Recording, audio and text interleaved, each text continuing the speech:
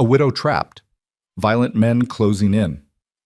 One rancher's arrival changes everything. In 1881 Kansas Territory, Evelyn Moore faced her final moment, cornered in her own home by debt collectors who'd come to take more than money. Her husband was 6 months dead. Her land, sold.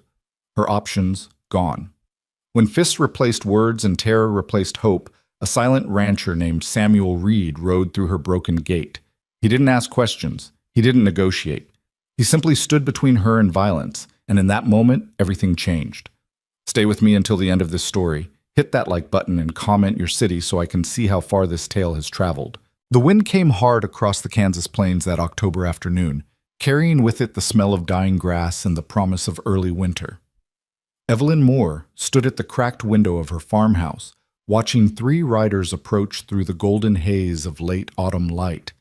Her hands, raw from washing laundry in cold water, gripped the windowsill until her knuckles went white.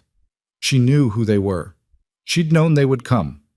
The farmhouse behind her told its own story of collapse, peeling wallpaper that had once been cream-colored with tiny blue flowers, now curled and brown at the edges, floorboards that groaned with every step, a kitchen table with one leg shorter than the others, propped up with a folded newspaper from 3 months ago, back when Thomas was still alive and everything, though difficult, still made a kind of sense. Thomas Moore had been a dreamer. He'd bought this land with borrowed money and bigger promises, convinced that Kansas Territory would yield fortune to anyone willing to work hard enough. He'd planted crops in soil that fought back. He'd built fences that the wind knocked down. He'd made deals with men whose smiles hid knives, and when the drought came, as it always seemed to in this unforgiving place, those deals came due. Then Thomas fell from the barn roof while trying to patch a hole. A simple fall.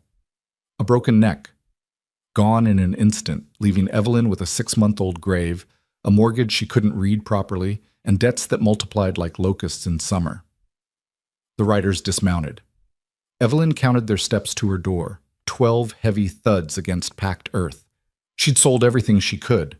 The good plow, Thomas's watch, her mother's silver candlesticks that had crossed an ocean in a trunk. The land itself had gone to the bank 3 weeks ago. She had nothing left but the clothes she wore and the stubborn refusal to leave this house before she was forced to. The knock came hard. 3 times. Not a request, a demand. Evelyn's hands trembled as she smoothed her dress, a faded gray thing that had been black when she'd worn it to bury her husband. She'd turned it once already, using the good fabric from the inside to patch the worn outside. It wouldn't turn again. She opened the door 6 inches, keeping her boot wedged behind it. The man in front was named Cyrus Holt. She'd seen him twice before. Once when he'd come with papers Thomas had signed.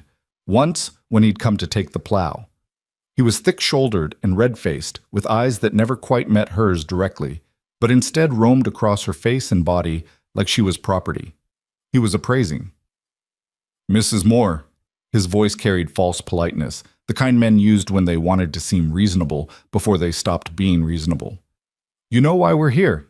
The land is sold," Evelyn said, keeping her voice steady though her heart hammered against her ribs. "You have everything." "Not everything." Cyrus pulled a folded paper from his coat pocket. "Your husband signed a personal note, $500, due September 1st. It's now October 23rd. With interest, you're at $640. The number hit her like a physical blow. $640. She couldn't earn that in 5 years of work, even if someone would hire her. "I don't have it," she said simply. "I can't pay what doesn't exist." Cyrus smiled, but it never reached his eyes. "Well now, that's a problem, isn't it? Because a debt is a debt, Mrs. Moore. Your husband made promises in his name. You carry that name. That makes it your problem." The law says a lot of things," Cyrus interrupted, "but we're a long way from any courthouse, and you're a woman alone with no one to speak for you. So let's talk about practical matters." The 2 men behind him moved closer. One was younger, maybe 20, with a thin mustache he clearly thought made him look older. The other was older, weathered, with a scar that ran from his eyebrow into his hairline. Neither spoke, but their presence said enough. "I have nothing to give you," Evelyn repeated. Her throat felt tight. "Take the house if the bank hasn't claimed it already. I'll leave today." The house is worth maybe $100, and that's being generous. Cyrus stepped closer, forcing Evelyn back. The door swung open. But there are other ways a debt can be settled. You're a young woman, healthy. There are mining camps north of here, places where a woman with your qualities could work off what's owed. The words took a moment to register. When they did, ice flooded Evelyn's veins. No. The word came out stronger than she felt. Absolutely not. It's not really a question, Mrs. Moore. Cyrus was inside now, the other two following. The younger one closed the door behind them. You see, your husband thought he could make promises and walk away from them. He did walk away, right into a grave. But promises don't die just because a man does. Someone has to pay. And right now, that someone is you. Evelyn backed toward the kitchen, her mind racing.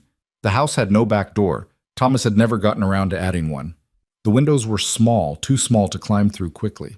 There was a knife in the kitchen drawer, but she was 3 steps away, and they were between her and it. There's a man named Sullivan who runs a camp near Dodge City, Cyrus continued, walking slowly toward her like he had all the time in the world. He pays good money for women willing to work. You work 3 years, maybe 4, your debt is cleared, you walk away free. That's not work, that's slavery. Call it what you want. Point is, you've got a choice. Come with us peaceable, work off what's owed, or we take you anyway and add resisting to your debt. Either way, you're coming. The younger man laughed, a nervous, cruel sound. Might be she needs convincing, Cy. Might be, Cyrus agreed. Evelyn's back hit the kitchen wall. Her hand reached sideways, fingers searching for the drawer handle. The older man with the scar moved left, cutting off her angle. Don't make this harder than it needs to be, Cyrus said. His voice had lost its false pleasantness. Now it was just flat. Matter of fact. The voice of a man who'd done this before and would do it again. You're coming with us. How you come is up to you. He reached for her arm. Evelyn grabbed the drawer and yanked it open. Her hand closed around the knife handle, but the scarred man was faster. He caught her wrist and twisted. The knife clattered to the floor. Pain shot up her arm. Feisty, the younger one said. I like that. Shut up, Cyrus snapped. He grabbed Evelyn's other arm. Mrs. Moore, you're making a mistake. Let me go. Evelyn tried to pull away, but his grip was iron. The scarred man still had her wrist, twisting just enough that she had to bend to avoid more pain. This is illegal. You can't what? Cyrus pulled her close, his breath hot on her face. Can't collect a legitimate debt? Can't take collateral? You signed papers, Mrs. Moore. You might not remember it, but your name is on the same documents as your husband's. Joint debt, joint responsibility. I never signed anything. Your word against mine, and I have paper that says different. He started dragging her toward the door. Now we can do this easy, or we can do this hard. Your choice. Evelyn drove her knee up, aiming for where she hoped it would hurt most. She connected, and Cyrus grunted, his grip loosening. She wrenched free and ran, not toward the door, but toward the front window. If she could break it, if she could scream loud enough, maybe someone... The younger man caught her around the waist, lifting her off her feet. She kicked backward, her heel connecting with his shin. He swore, but held on. Enough! Cyrus's voice was a roar. He'd recovered, his face purple with rage. We tried being nice. You want to fight? Fine. We'll do it your way. He nodded to the scarred man who moved toward Evelyn with purpose. She saw his fist coming but couldn't avoid it. The blow caught her across the cheek, and her vision exploded into stars. The younger man dropped her, and she hit the floor hard, tasting blood. Pick her up, Cyrus ordered. We'll deal with her attitude on the road. Through the ringing in her ears, Evelyn heard them moving. Hands grabbed her arms. She tried to resist, but her body wouldn't cooperate. Everything felt distant and strange, like she was watching it happen to someone else. This is how I die, she thought distantly. Not here, but somewhere north. In a camp where no one knows my name. Then she heard it, the sound of hoofbeats, fast, getting closer. The hands on her arms loosened. Through her swimming vision, she saw Cyrus move to the window. Who the hell is that? Don't know, the scarred man said. Coming fast, though. One rider. We can handle one rider. But Cyrus's voice had changed. He didn't sound certain anymore. The hoofbeats stopped. Evelyn heard boots on the porch steps, slow, deliberate. Whoever had arrived wasn't in a hurry. The door, which the younger man had closed, swung open. Evelyn, still on the floor with blood running from her lip, turned her head to see. The man in the doorway was tall, maybe 6 feet, with broad shoulders that filled the frame. He wore a dark coat dusted with trail dirt and a hat that shadowed his face. His boots were worn but well kept. At his hip hung a gun, not displayed for show, but there, practical, present. He didn't speak immediately. He simply stood there, his gaze moving across the scene, Evelyn on the floor, blood on her face. The 3 men frozen in various positions of aggression, the overturned chair, the knife on the ground. When he finally spoke, his voice was quiet, almost conversational, but it carried a weight that filled the room. "Ma'am, are you hurt badly?" Evelyn tried to speak, but her voice wouldn't come. She managed to shake her head slightly. The man's gaze shifted to Cyrus. "You need to leave." Cyrus straightened, trying to reclaim authority. "This is private business, none of your concern." "I'm making it my concern." The man's voice didn't rise. It didn't need to. "The lady is hurt. You're leaving. Those 2 things are happening right now." "Now wait just a minute," Cyrus started. The man took 1 step into the room, just one, but something in the movement made all 3 men back up. "I don't know who you think you are," Cyrus tried again, but his voice had lost its certainty. "But this woman owes a debt, a legal debt. We have every right." "You have the right to leave," the man interrupted. "And you have about 10 seconds to start doing it." The scarred man's hand drifted toward his belt. The newcomer's eyes tracked the movement. "Don't," he said softly. "Please don't." Something in those 2 words made the scarred man freeze. It wasn't a threat. It was almost a request. But underneath it lay something else. A certainty. A readiness. The man was hoping they wouldn't fight, but he was absolutely prepared if they did. Cyrus looked at his 2 companions. Some silent communication passed between them. The younger one edged toward the door. The scarred man followed. "This isn't over," Cyrus said, trying to save face. "The debt is real. The law, the man said quietly, says you can't beat a woman and force her into slavery. So if you want to talk about the law, we can ride into town right now and have that conversation in front of the marshal. Your choice." Cyrus's face went red, then white.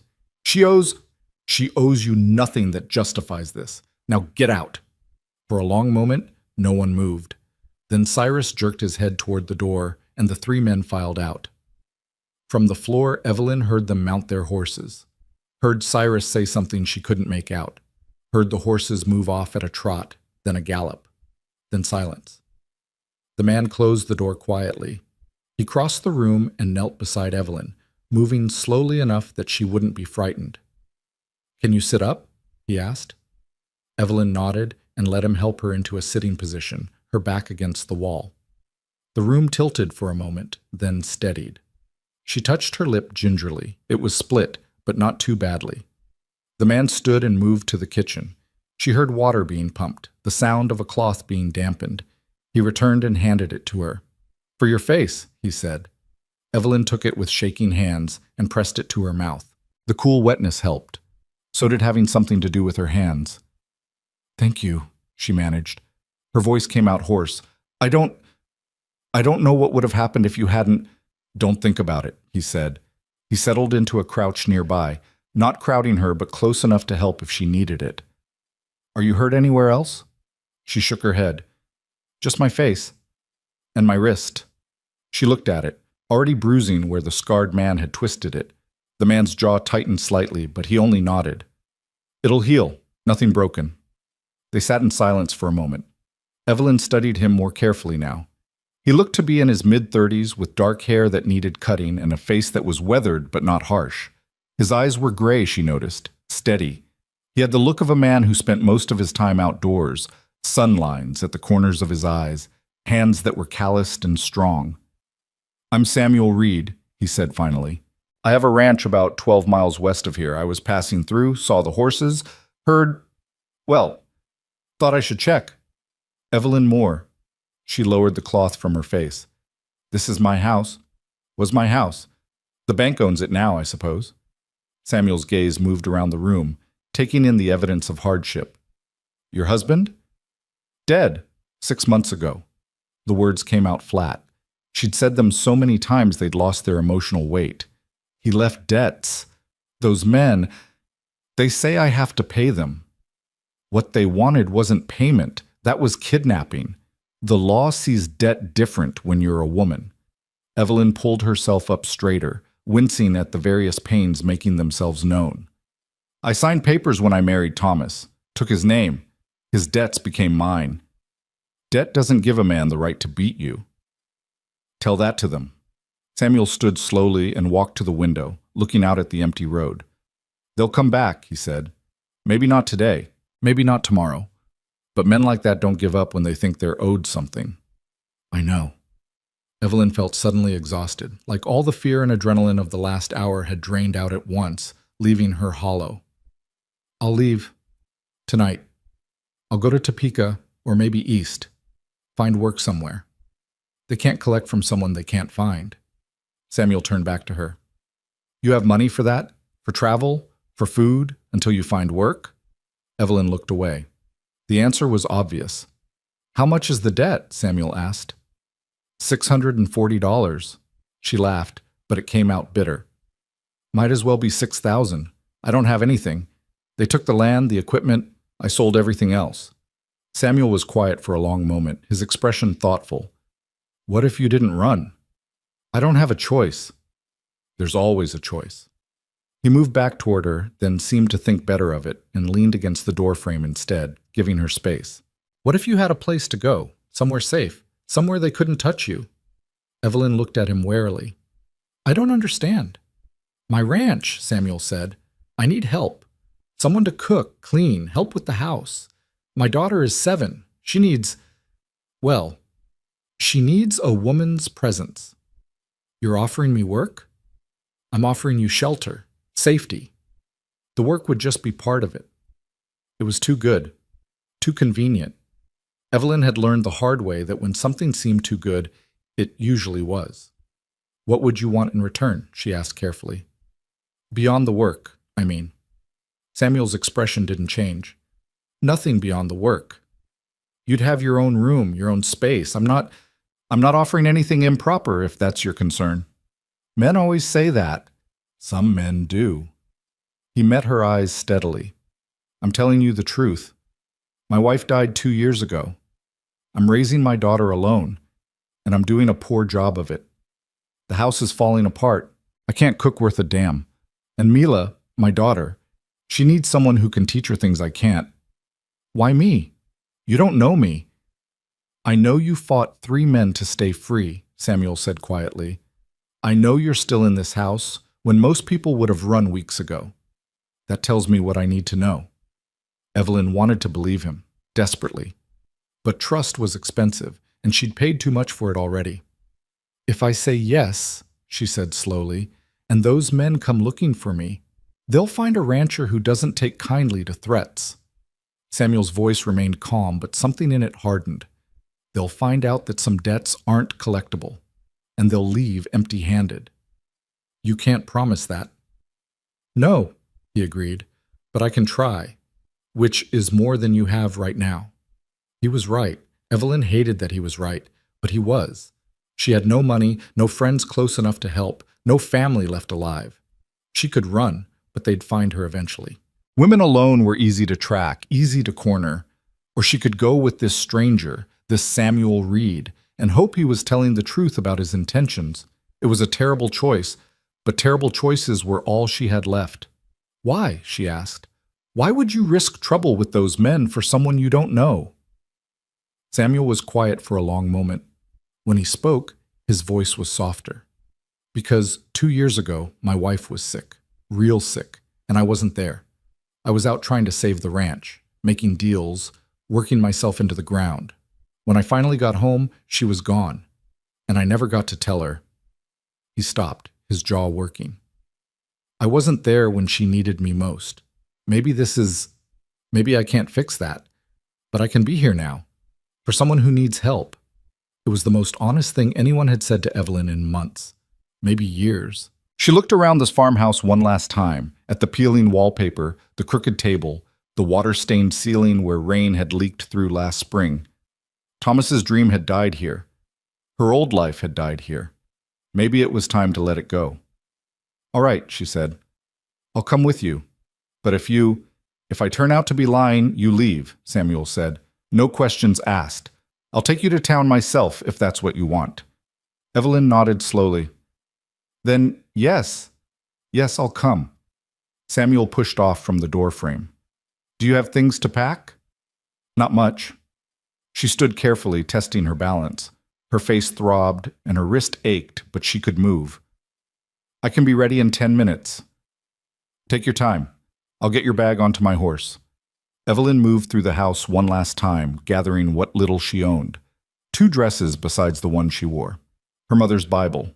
Not because she read it much anymore, but because it had her family names written in the front. A small box with Thomas's wedding ring and a tintype of him from before they'd married, when he'd still been young and full of hope. A hairbrush with 3 teeth missing. It all fit in a canvas bag that had once held flour. She paused at the door, looking back. This had been her home for 3 years. It had been full of dreams once, then full of struggle, then full of loss. Now it was just empty. "Goodbye," she whispered. To the house. To Thomas. To everything that had been. Then she stepped outside into the October afternoon, pulled the door shut behind her, and didn't look back. Samuel was waiting with his horse, a solid bay gelding that stood patiently while he secured her bag behind the saddle. He looked up as she approached. "Ready?" Evelyn nodded. "It's about 2 hours' ride," he said. "We can take it slow if you're hurting." "I'm fine." It was a lie, but a necessary one. She'd learned to be fine even when she wasn't. Samuel swung into the saddle, then reached down. "Give me your hand." Evelyn hesitated, then took it. His grip was warm and calloused and strong. He pulled her up behind him in one smooth motion. She settled awkwardly, not sure where to put her hands. "Hold on to me," Samuel said. "It's rough country. I don't want you falling." Evelyn gripped his coat tentatively. As the horse started moving, she tightened her hold. They rode west into the lowering sun. Behind them, the farmhouse grew smaller and smaller until it disappeared into the plains. Ahead, the land stretched endlessly, brown grass rippling in the wind, scattered trees marking distant creek beds, the vast Kansas sky turning gold and orange and purple as evening approached. Neither of them spoke. There was too much to say and no good way to say it. But as they rode, Evelyn felt something unexpected, a tiny spark of something she'd thought was dead. Not hope, exactly. Hope was too fragile, too easily destroyed. But maybe possibility. Maybe the chance that tomorrow might be different from today. And for now, broken and battered and running from men who wanted to own her, that was enough. The sun touched the horizon, painting the world in fire. Samuel's horse moved steadily westward, carrying them both toward whatever came next. Behind them, Evelyn's old life faded into gathering darkness. Ahead, something unknown waited. She held on tighter and tried not to be afraid. The Reed Ranch appeared as darkness settled fully over the plains, first as a cluster of lights in the distance, then gradually resolving into shapes. A main house, a barn, a few outbuildings scattered across what looked like several acres of fenced land. It wasn't grand, but it was solid. Real.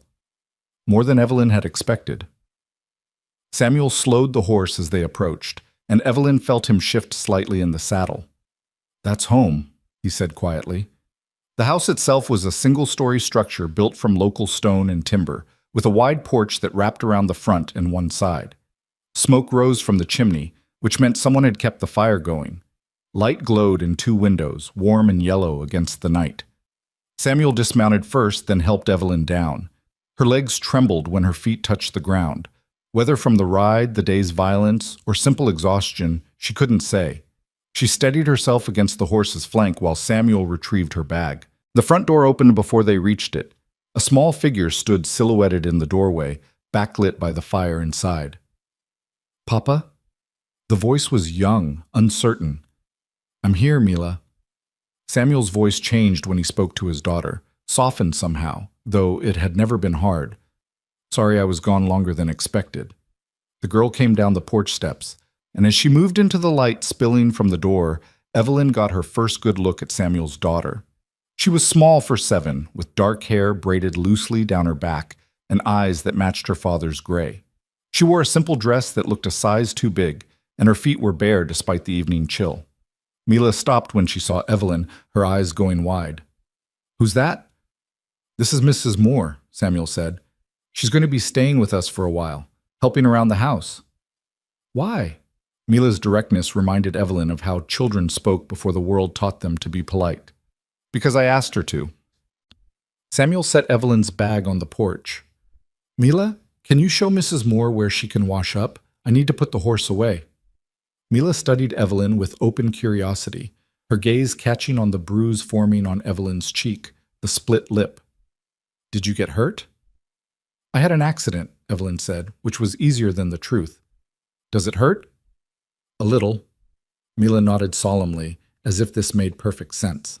Then she turned and walked back into the house, clearly expecting Evelyn to follow. Samuel caught Evelyn's eye. "There's a room off the kitchen. It's small, but it's private. Get yourself settled. I'll be in shortly." Evelyn climbed the porch steps and entered the house. The interior was exactly what she'd expected from a widower raising a child alone, functional but neglected. The main room served as both sitting area and dining space, with a stone fireplace dominating one wall. A table that could seat 6 stood near the kitchen area, though only 2 chairs were pulled up to it. The furniture was good quality, but dusty. Dishes were stacked in the kitchen basin. The floor needed sweeping. But it was warm, and it was clean enough. And most importantly, it felt safe. Mila led her through the kitchen to a small room that had probably been meant for storage. It held a narrow bed, a small dresser, and a window that looked out toward the barn. Someone, Samuel probably, had made up the bed with quilts and left a lamp on the dresser. "This is where Mama used to sew," Mila said, standing in the doorway. "Before she got sick." Evelyn set her bag on the bed. "It's a nice room. Thank you for showing me." Mila lingered, clearly wanting to say something but not sure how. Finally she asked, "Are you going to leave like Mama did?" The question hit Evelyn like a physical blow. She turned to look at the child, seeing the worry barely hidden behind the direct gaze. "I'm not planning to," Evelyn said carefully. "But your mama didn't leave on purpose, did she? She got sick." "She got sick, and then she went away and didn't come back." Mila's voice was matter-of-fact, but her hands twisted in her dress. "Papa says she's in heaven now, but I don't know where that is." Evelyn knelt down, ignoring the protest from her sore wrist. "Heaven it's a place people talk about when someone dies, a good place, where people don't hurt anymore." "Do you believe in it?" It was the kind of question adults learned not to ask, but children still did. Evelyn thought about Thomas, about her parents, about all the people she'd lost. Did she believe in heaven? She honestly didn't know anymore. "I believe your mama loved you very much," she said instead, "and that love doesn't go away, even when people do." Mila considered this, then nodded. "Papa says that too." She turned to leave, then paused. "There's water in the kitchen if you want to wash. And bread if you're hungry. Papa's not very good at cooking, but he tries."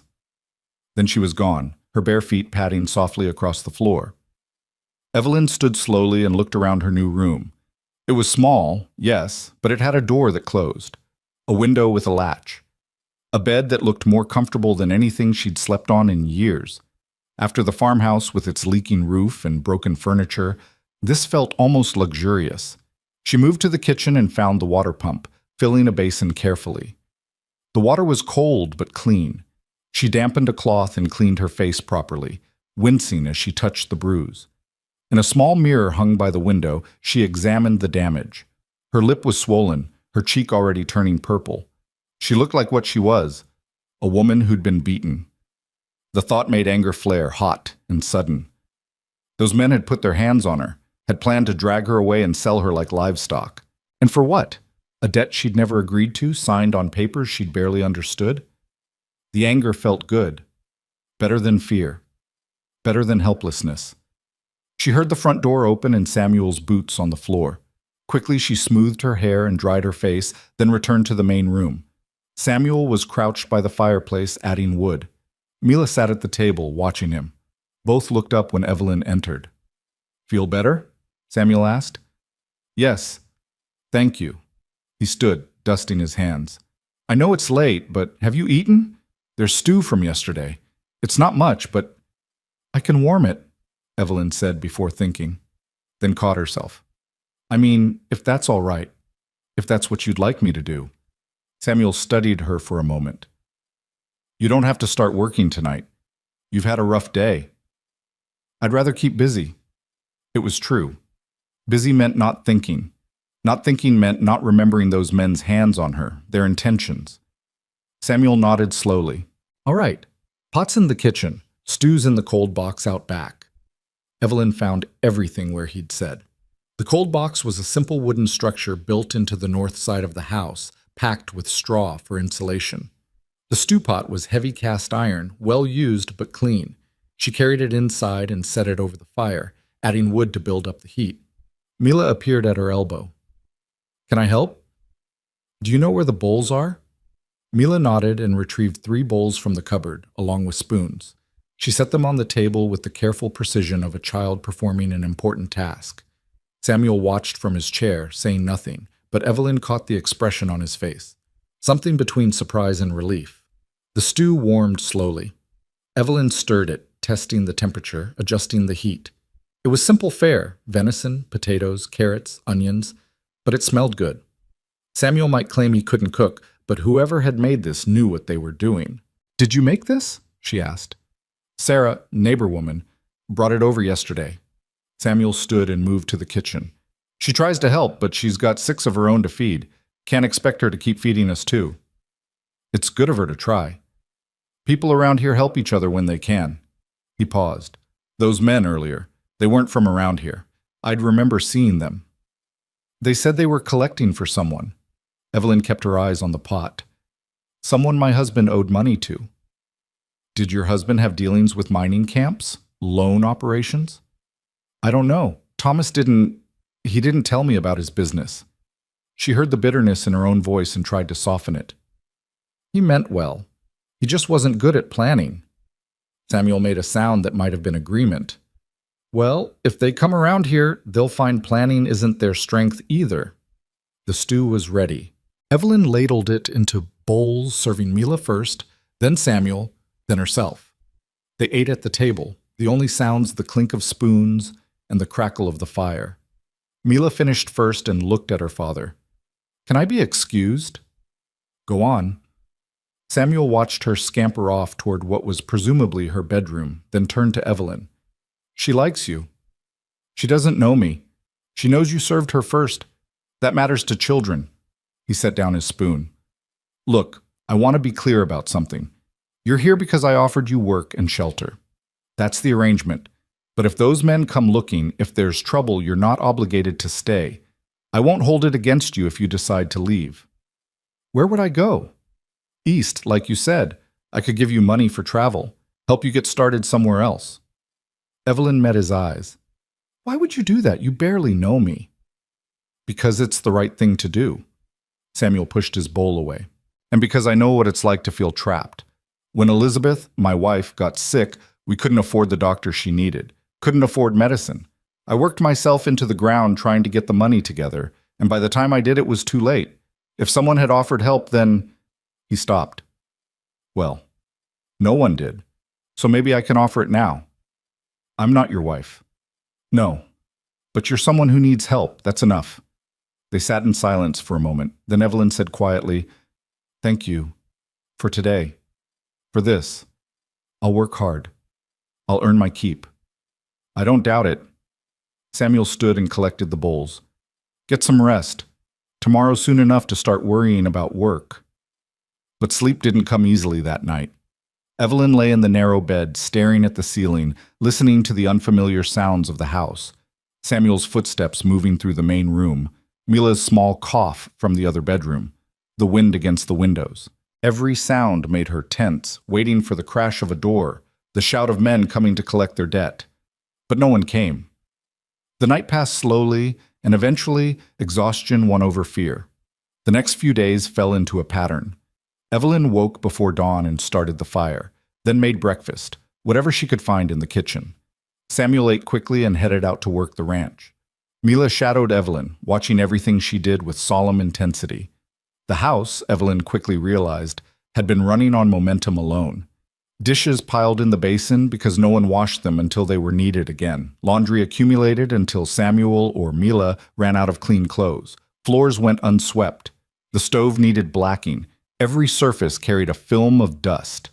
She started small. First the dishes, washing everything and putting it away properly. Then the floors, sweeping and scrubbing until the boards showed their original color. The stove took half a day, but when she finished, it gleamed. Mila helped in her own way, carrying water and holding dustpans, asking questions constantly. Why did Evelyn wash dishes with hot water? Why did she scrub in circles? Why did she hang laundry this way instead of that way? Evelyn answered patiently, remembering her own childhood when her mother had taught her these same tasks. It felt strange to be the teacher now, strange to have someone look to her for answers. Samuel noticed the changes but said little. He'd come in for meals, which were now hot and ready at regular times, nod his approval, and return to work. He was a man of few words, Evelyn realized. Not cold, just economical with speech. It was the fourth night when things shifted. Evelyn had put Mila to bed and was finishing the kitchen cleaning when she heard the girl crying. Soft, muffled sobs coming from behind the closed bedroom door. She hesitated. Samuel was still outside, checking on a pregnant mare in the barn. This wasn't Evelyn's place, not really. She was hired help, not family.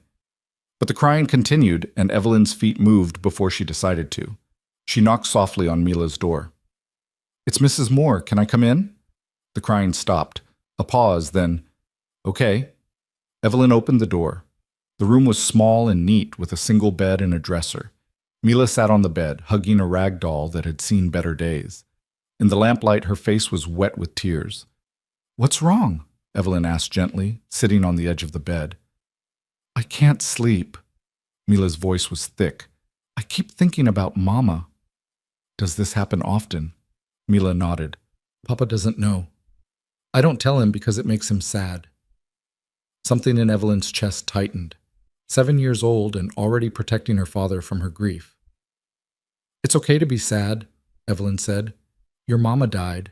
That's a sad thing. But it makes Papa sad when I cry." "Well, your Papa is sad anyway," Evelyn said gently. "Not because of you, because he misses her too. You crying doesn't make it worse. It's how you feel." Mila considered this, wiping her nose on her sleeve. "Do you miss your husband?" "Sometimes." It was the truth. "We weren't married very long and things were hard. But yes, sometimes I miss him." "Does it stop hurting?" Evelyn thought about lying, about giving comfort, but children deserved honesty even when it hurt. "It hurts less," she said, "but I don't think it stops completely. We just learn to carry it better." Mila looked at her doll. "Mama made this for me, before she got too sick to sew. It's beautiful. Her name is Rose, like Mama's middle name. That's a good name." They sat quietly for a moment. Then Mila asked, "Will you stay, even if those bad men come back?" So the child had heard something or understood more than they'd thought. Evelyn chose her words carefully. "I'm going to try very hard to stay," she said. "But I can't promise forever. Sometimes things happen that we can't control." "Like Mama dying?" "Yes, like that." Mila nodded, accepting this with the pragmatism children sometimes showed. "Can you sing?" "A little. Why?" "Mama used to sing when I couldn't sleep." Evelyn's own mother had sung too, old songs from the country she'd left behind, melodies Evelyn hadn't thought about in years. She wasn't sure she remembered the words, but she could try. She started softly, a lullaby about a ship on the ocean, about coming home. Her voice was rusty, uncertain at first, but the melody came back as she sang. Mila's eyes grew heavy, and by the second verse she was asleep, the doll clutched in her arms. Evelyn stood carefully, pulling the blanket up over the child's shoulders. She was turning to leave when she saw Samuel standing in the doorway. She jumped, startled. "I'm sorry. I heard her crying and I thought—" "Thank you."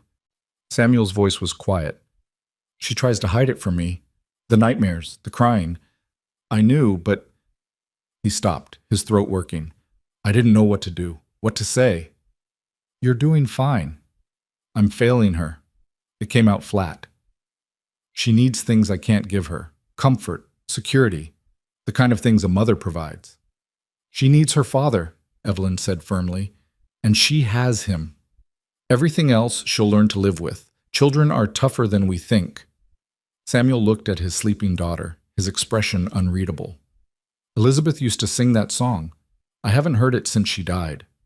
I'm sorry. I didn't mean to. No. He looked at Evelyn. It's good. She should hear it.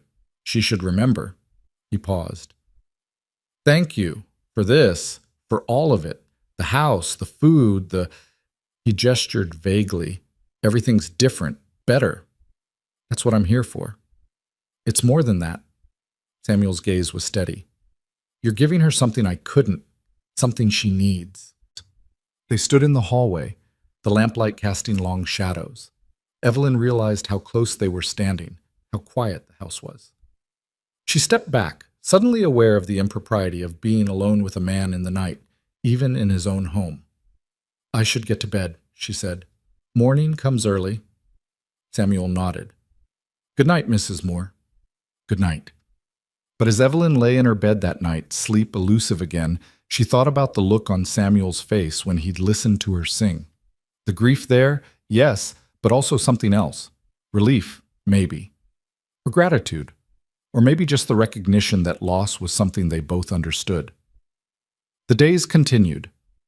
Evelyn settled into the rhythm of the ranch, up before dawn, breakfast, cleaning, laundry, mending, cooking.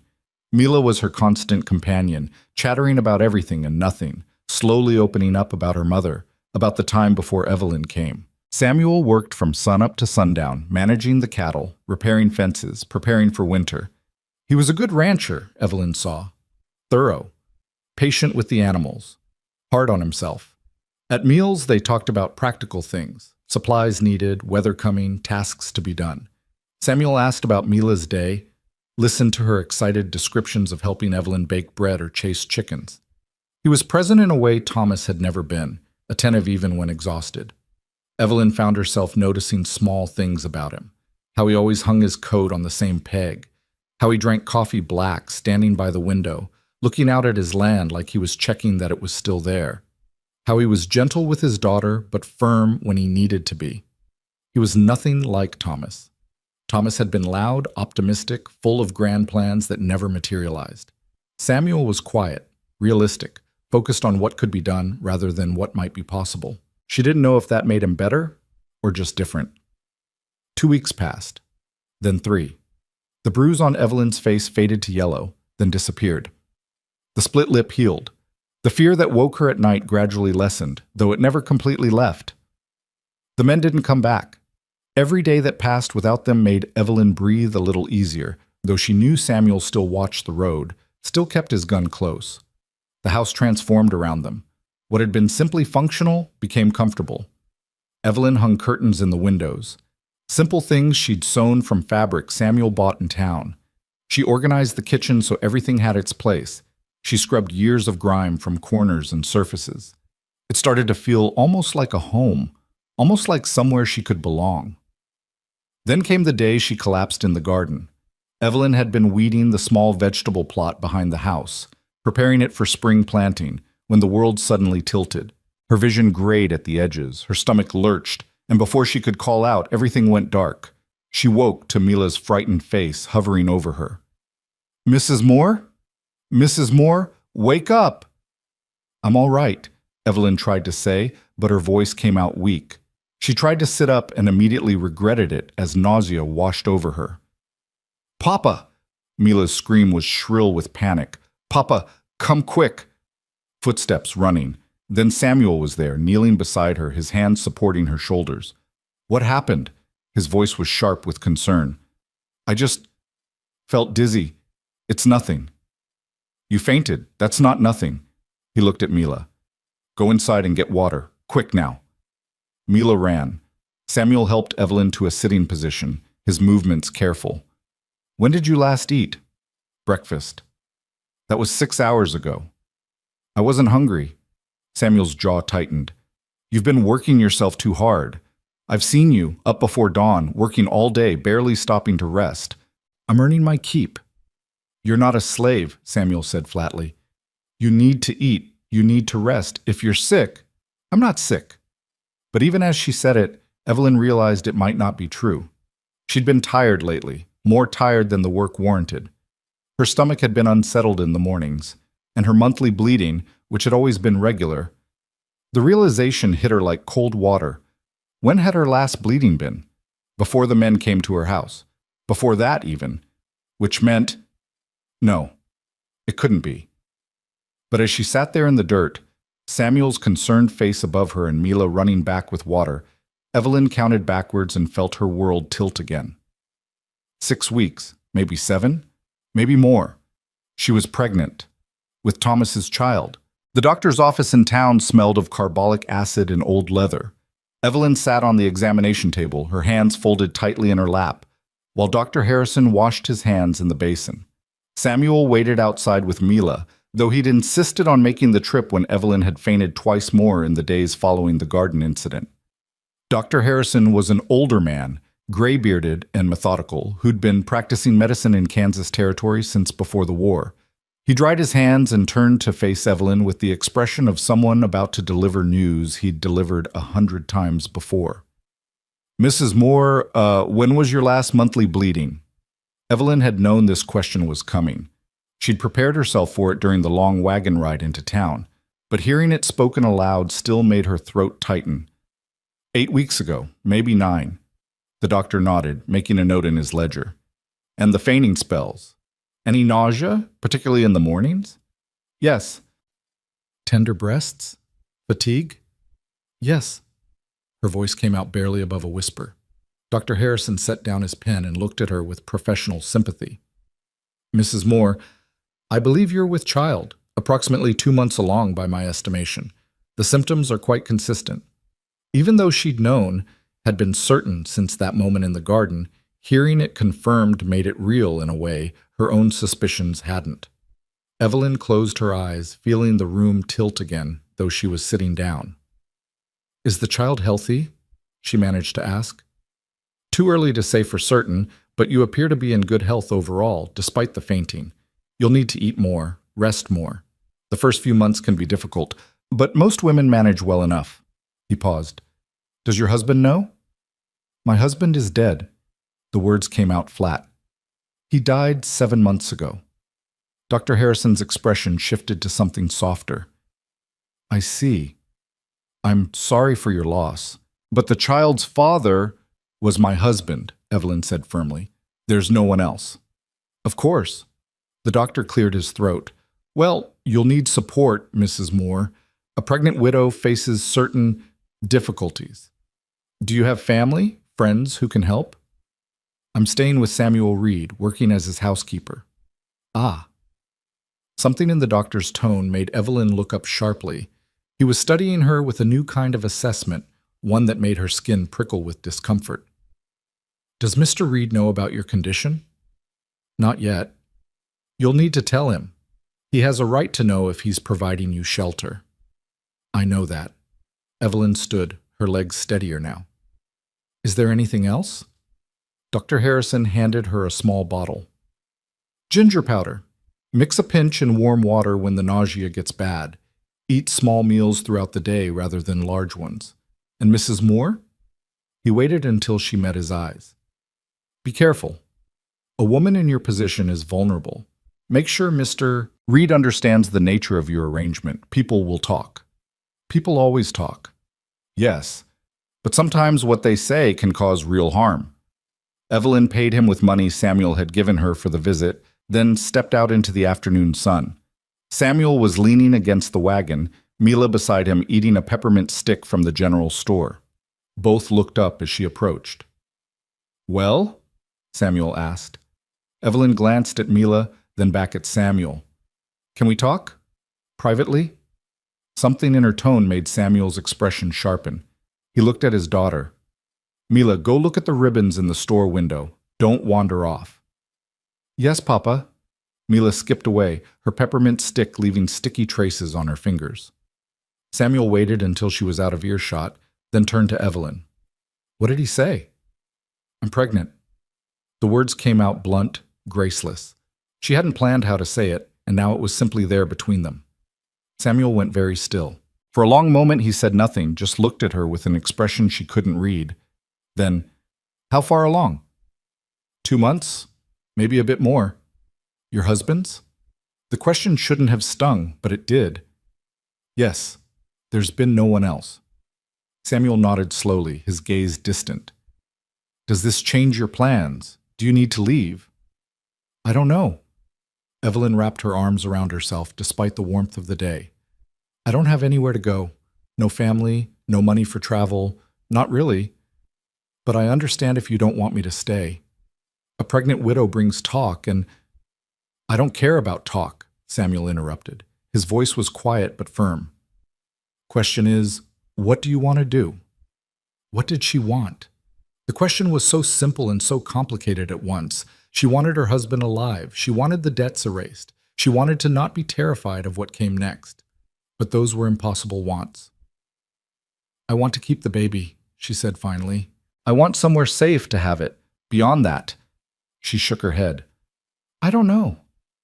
Samuel was quiet for another moment, then said, You can stay, for as long as you need, through the birth and after, if you want. People will assume things, about you and me, about the baby. Let them assume. He pushed off from the wagon. You've got a few months before the baby comes. We'll figure out the rest as we go. Relief washed through Evelyn so strongly, her knees almost buckled. Thank you. I'll work as long as I'm able. I won't be a burden. You're not a burden. Samuel's gaze met hers directly. You're helping me raise my daughter. You've made my house a home again. That's worth more than you know. They stood there in the dusty street, the afternoon sun warm on their faces, connected by an understanding that didn't need more words. Then Mila came running back, her face alight with excitement about the ribbons she'd seen, and the moment passed. The ride back to the ranch was quiet. Mila chattered from the wagon bed, but Samuel and Evelyn said little. There was too much to think about, too many implications to work through. But as they pulled up to the house, Evelyn felt something unexpected, not quite hope, but a cousin to it. She had a place to stay, time to prepare, a chance, however small, that things might work out. She should have known better than to trust that feeling. 3 days later, just after sunset, the men came back. Evelyn was washing dishes when she heard horses, multiple horses, moving fast. Her hands froze in the water.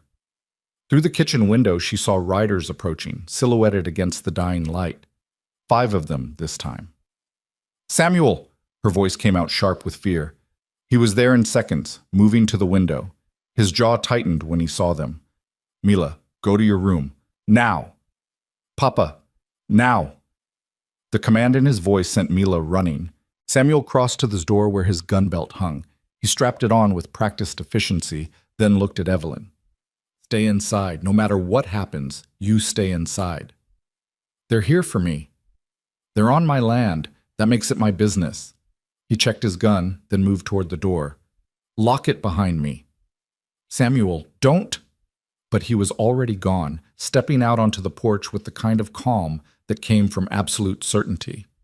Evelyn moved to the window, her heart hammering. The riders had stopped about 20 feet from the house. Cyrus Holt was in front, flanked by the scarred man and 3 others Evelyn didn't recognize. All were armed. All looked ready for trouble. Reed, Cyrus's voice carried clearly in the evening air. We've got business with the woman you're harboring. Mrs. Moore is under my protection. Samuel's voice was level, conversational almost. Which means you've got no business here at all. The lady owes a debt. That debt follows her wherever she goes. Show me the papers. Cyrus pulled something from his coat. Papers. Yellowed and folded. Right here. Signed by Thomas Moore and witnessed legal. $640 due and unpaid. His widow inherits the debt. That's not how law works. It's how it works out here. Cyrus shifted in his saddle. Now, we've been patient. We gave her time, but time's up. She comes with us tonight, Works off what's owed, everyone's happy. She's not going anywhere.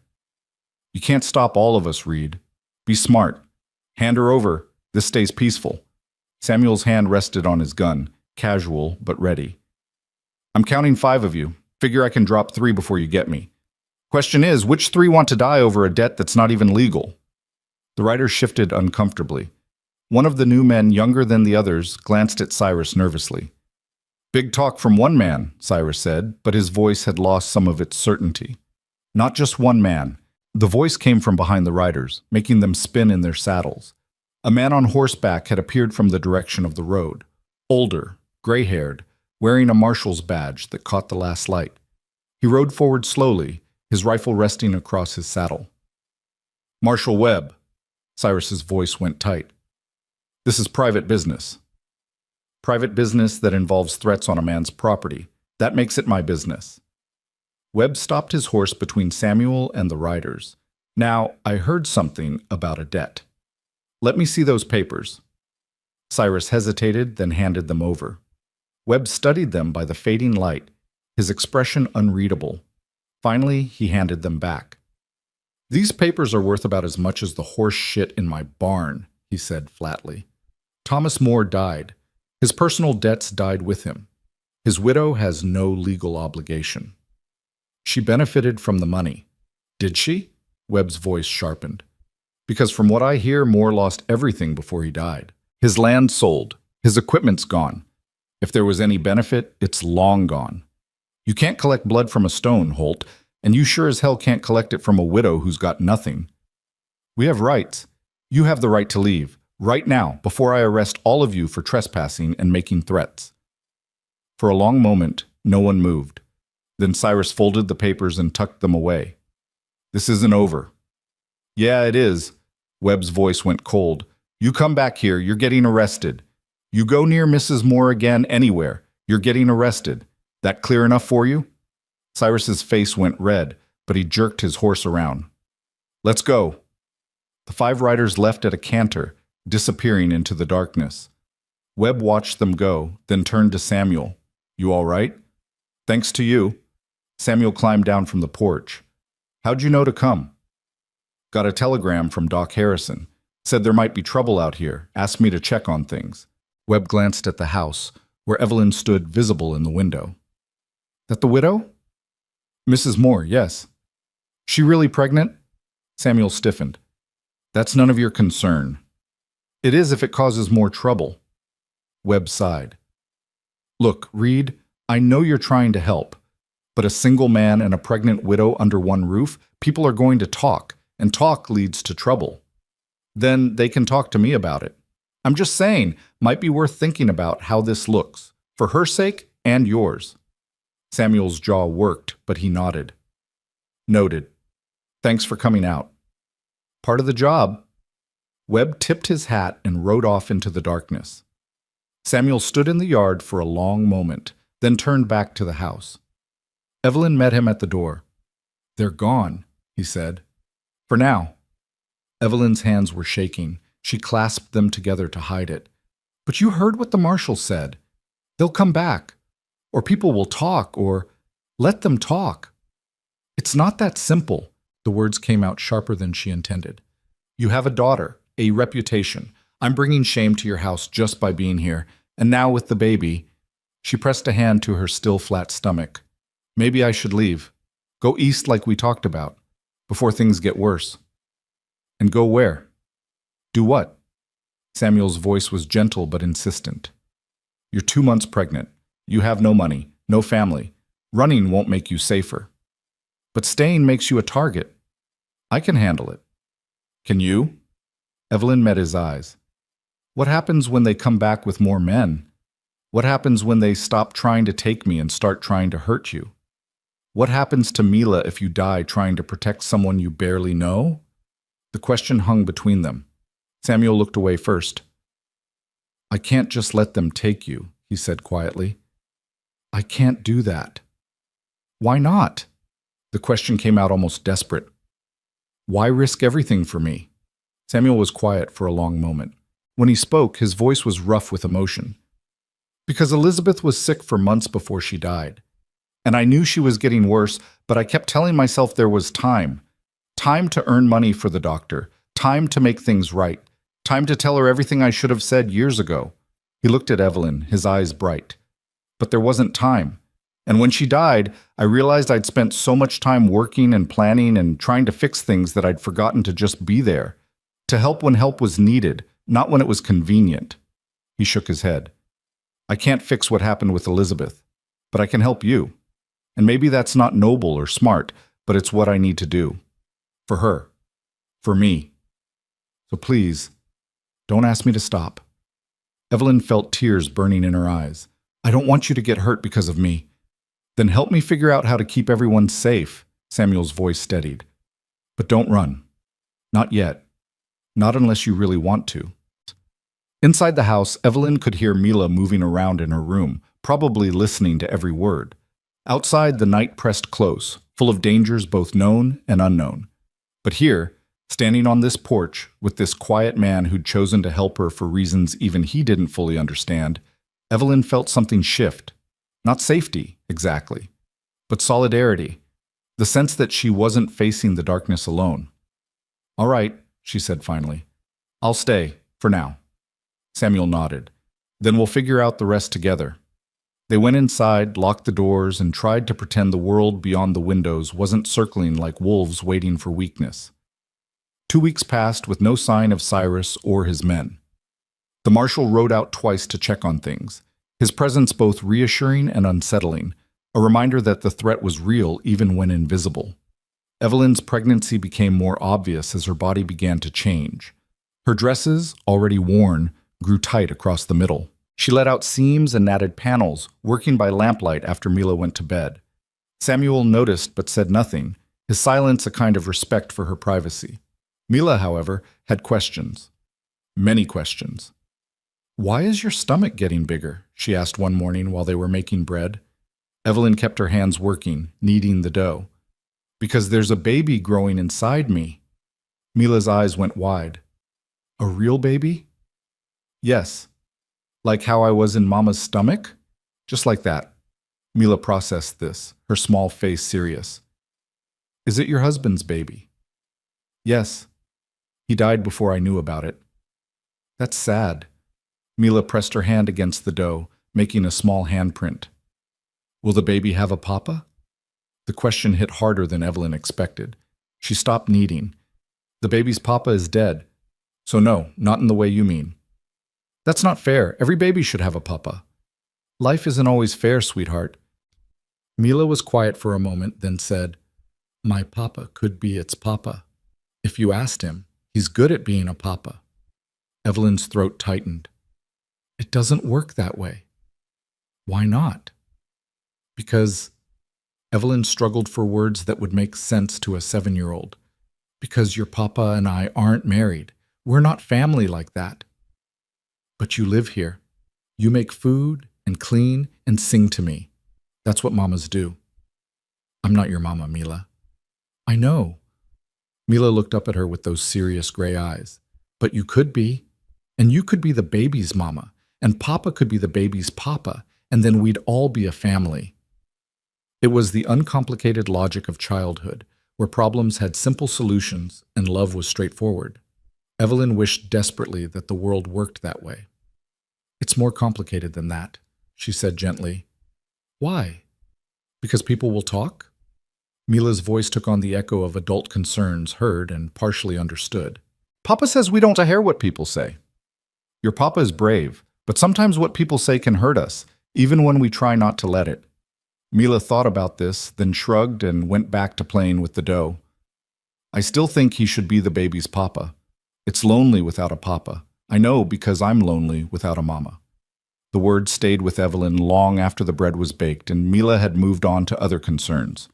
She thought about them that night as she lay in bed, one hand on her growing belly, feeling the first tiny flutters that might have been the baby or might have been her imagination. What did her child's future look like? A fatherless baby born to a widow with no money and no prospects. Even if Samuel let her stay through the birth, what then? She couldn't impose on his generosity forever. Eventually she'd have to leave, find work that would take a woman with an infant, build some kind of life. The possibilities all looked bleak. She must have finally fallen asleep because the next thing she knew, someone was shaking her awake. She opened her eyes to see Mila's face above her, pale in the darkness. "Mrs. Moore, wake up! Wake up!" Evelyn sat up, instantly alert. "What's wrong? Papa's gone. I heard horses, and when I looked, Papa went outside, and now he's been gone a long time, and I'm scared." Evelyn was out of bed and moving before Mila finished speaking. She grabbed her shawl and went to the window. Outside, she could see nothing in the darkness. No movement, no lights, no sign of Samuel or anyone else. "Stay here," she told Mila. "Lock the door behind me." "No, don't go out there." But Evelyn was already moving. She grabbed the kitchen knife, inadequate but better than nothing, and stepped out onto the porch. The night was moonless and still. She could hear crickets, the distant sound of cattle, nothing else. She moved to the porch rail, straining to see or hear anything unusual. "Samuel," she called softly. "Samuel, where are you?" No answer. She was about to go back inside and ride for the marshal when she heard it, voices from the direction of the barn. Low, angry. She couldn't make out words, but the tone was clear enough. Confrontation, maybe violence. Evelyn descended the porch steps, her heart hammering. Every instinct screamed at her to go back, to lock the door, to hide. But Samuel was out there. Samuel, who'd protected her, who'd offered shelter when she had nothing, who'd stood between her and men who wanted to hurt her. She couldn't leave him alone. The barn door was partially open, spilling lamplight into the yard. Evelyn approached slowly, the knife gripped tight in her hand. Inside, she heard Samuel's voice, strained but controlled. "I said get off my land." "Not until we get what we came for." Cyrus's voice, harder now, desperate. "You think the marshal scared us off? He's one man in a big territory. He can't protect you forever." "He doesn't need to. I can protect myself."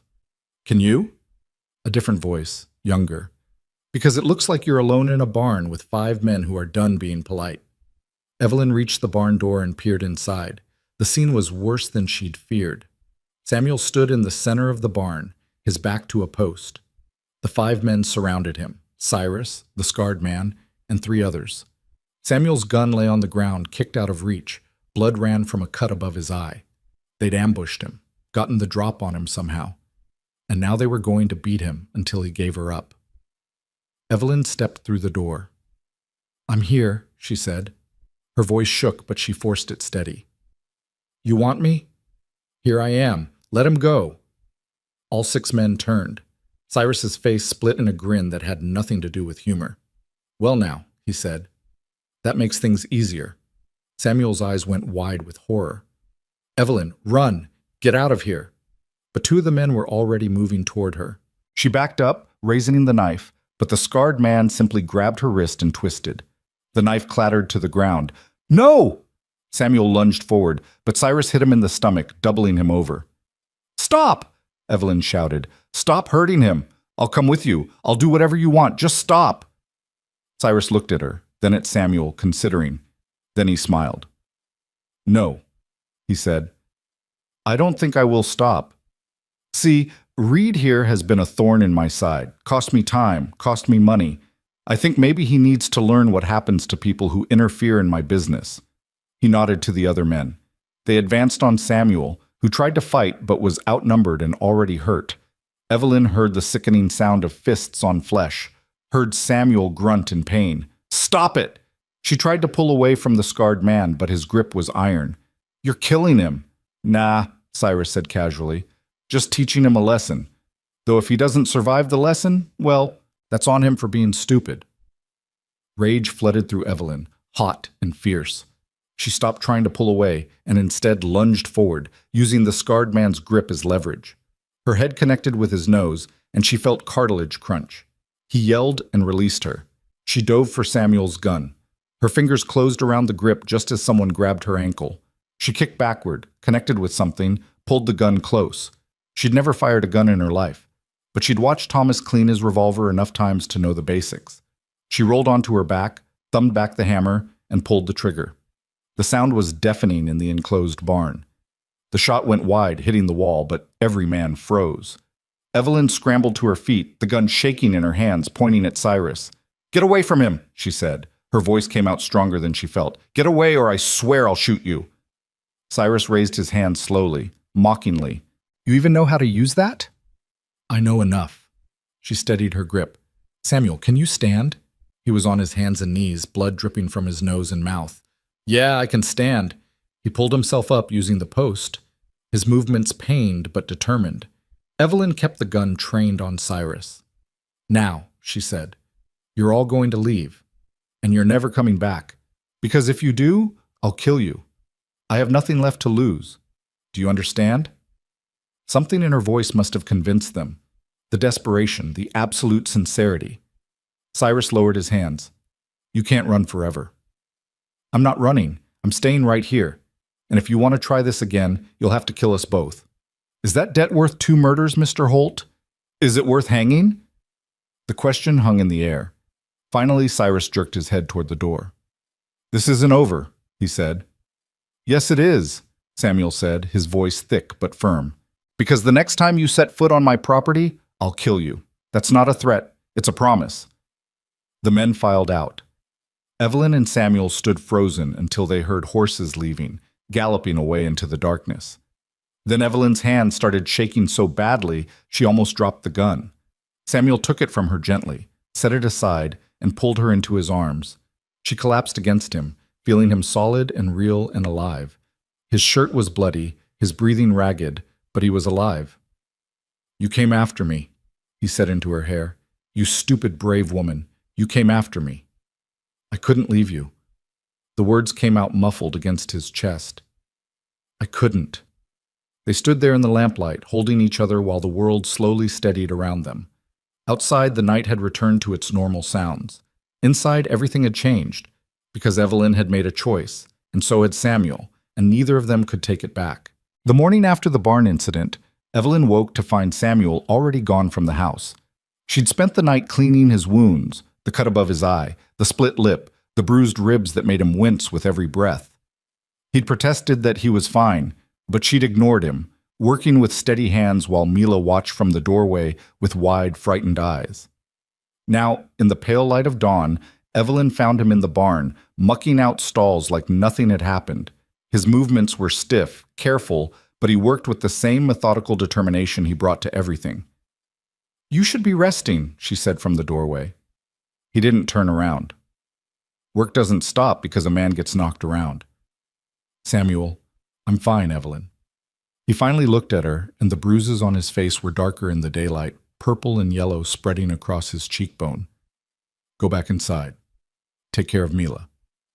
But Evelyn didn't move. She crossed her arms, feeling the anger that had been building since she'd woken. "They could have killed you." "They didn't. They wanted to. And they will next time, because there will be a next time. You know that, don't you?" Her voice rose despite her effort to control it. "They're not going to stop. The marshal can't watch us every day. And eventually they'll come back with more men, more weapons, more. Then I'll deal with it when it happens." Samuel set down the pitchfork, wincing at the movement. "What do you want me to do, Evelyn? Throw you out? Hand you over to save my own skin?" "I want you to think about your daughter." The words exploded out of her. "I want you to think about what happens to Mila if you die protecting a woman and a baby that aren't even yours."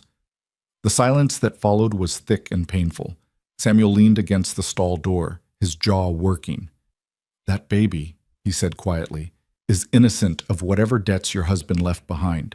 And you didn't ask for any of this, not the debts, not the widowhood, not those men hunting you like your property to be collected." He met her eyes. "I'm not throwing you to wolves because it would make my life easier. That's not who I am.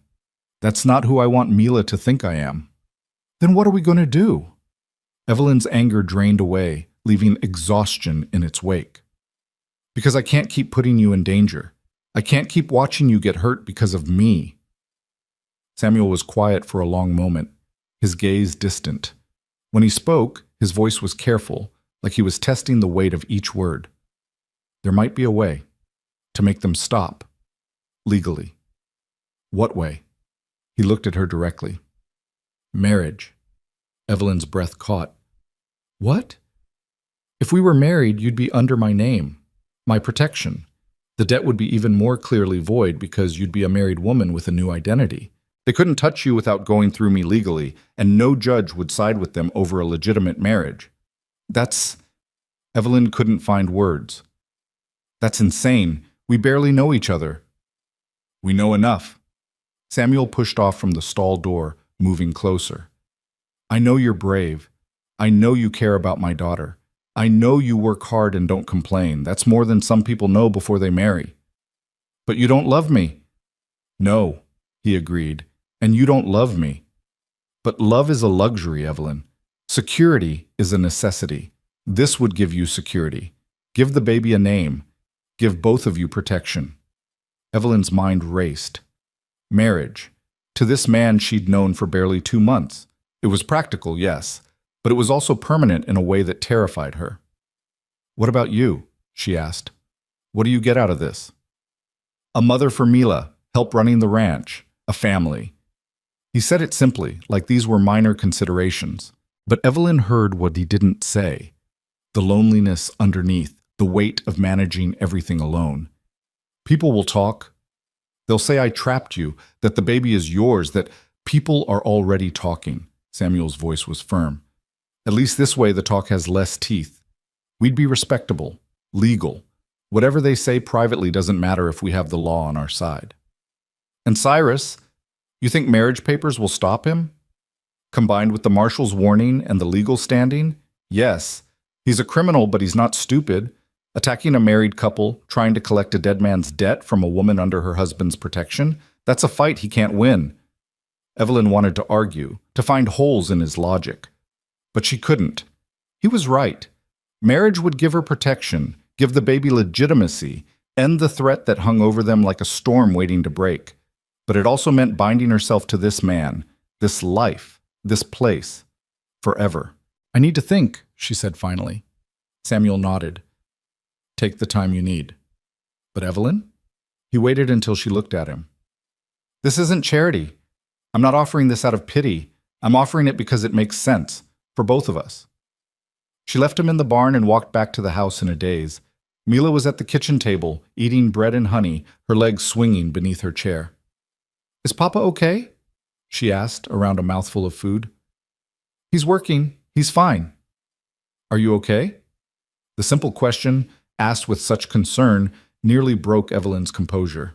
She sat down across from Mila, suddenly too tired to stand. I don't know, she said honestly. Mila swallowed her bread. Are you going to leave because of the bad men? I don't want to leave. Then don't. Again, that child's logic that made everything seem simple.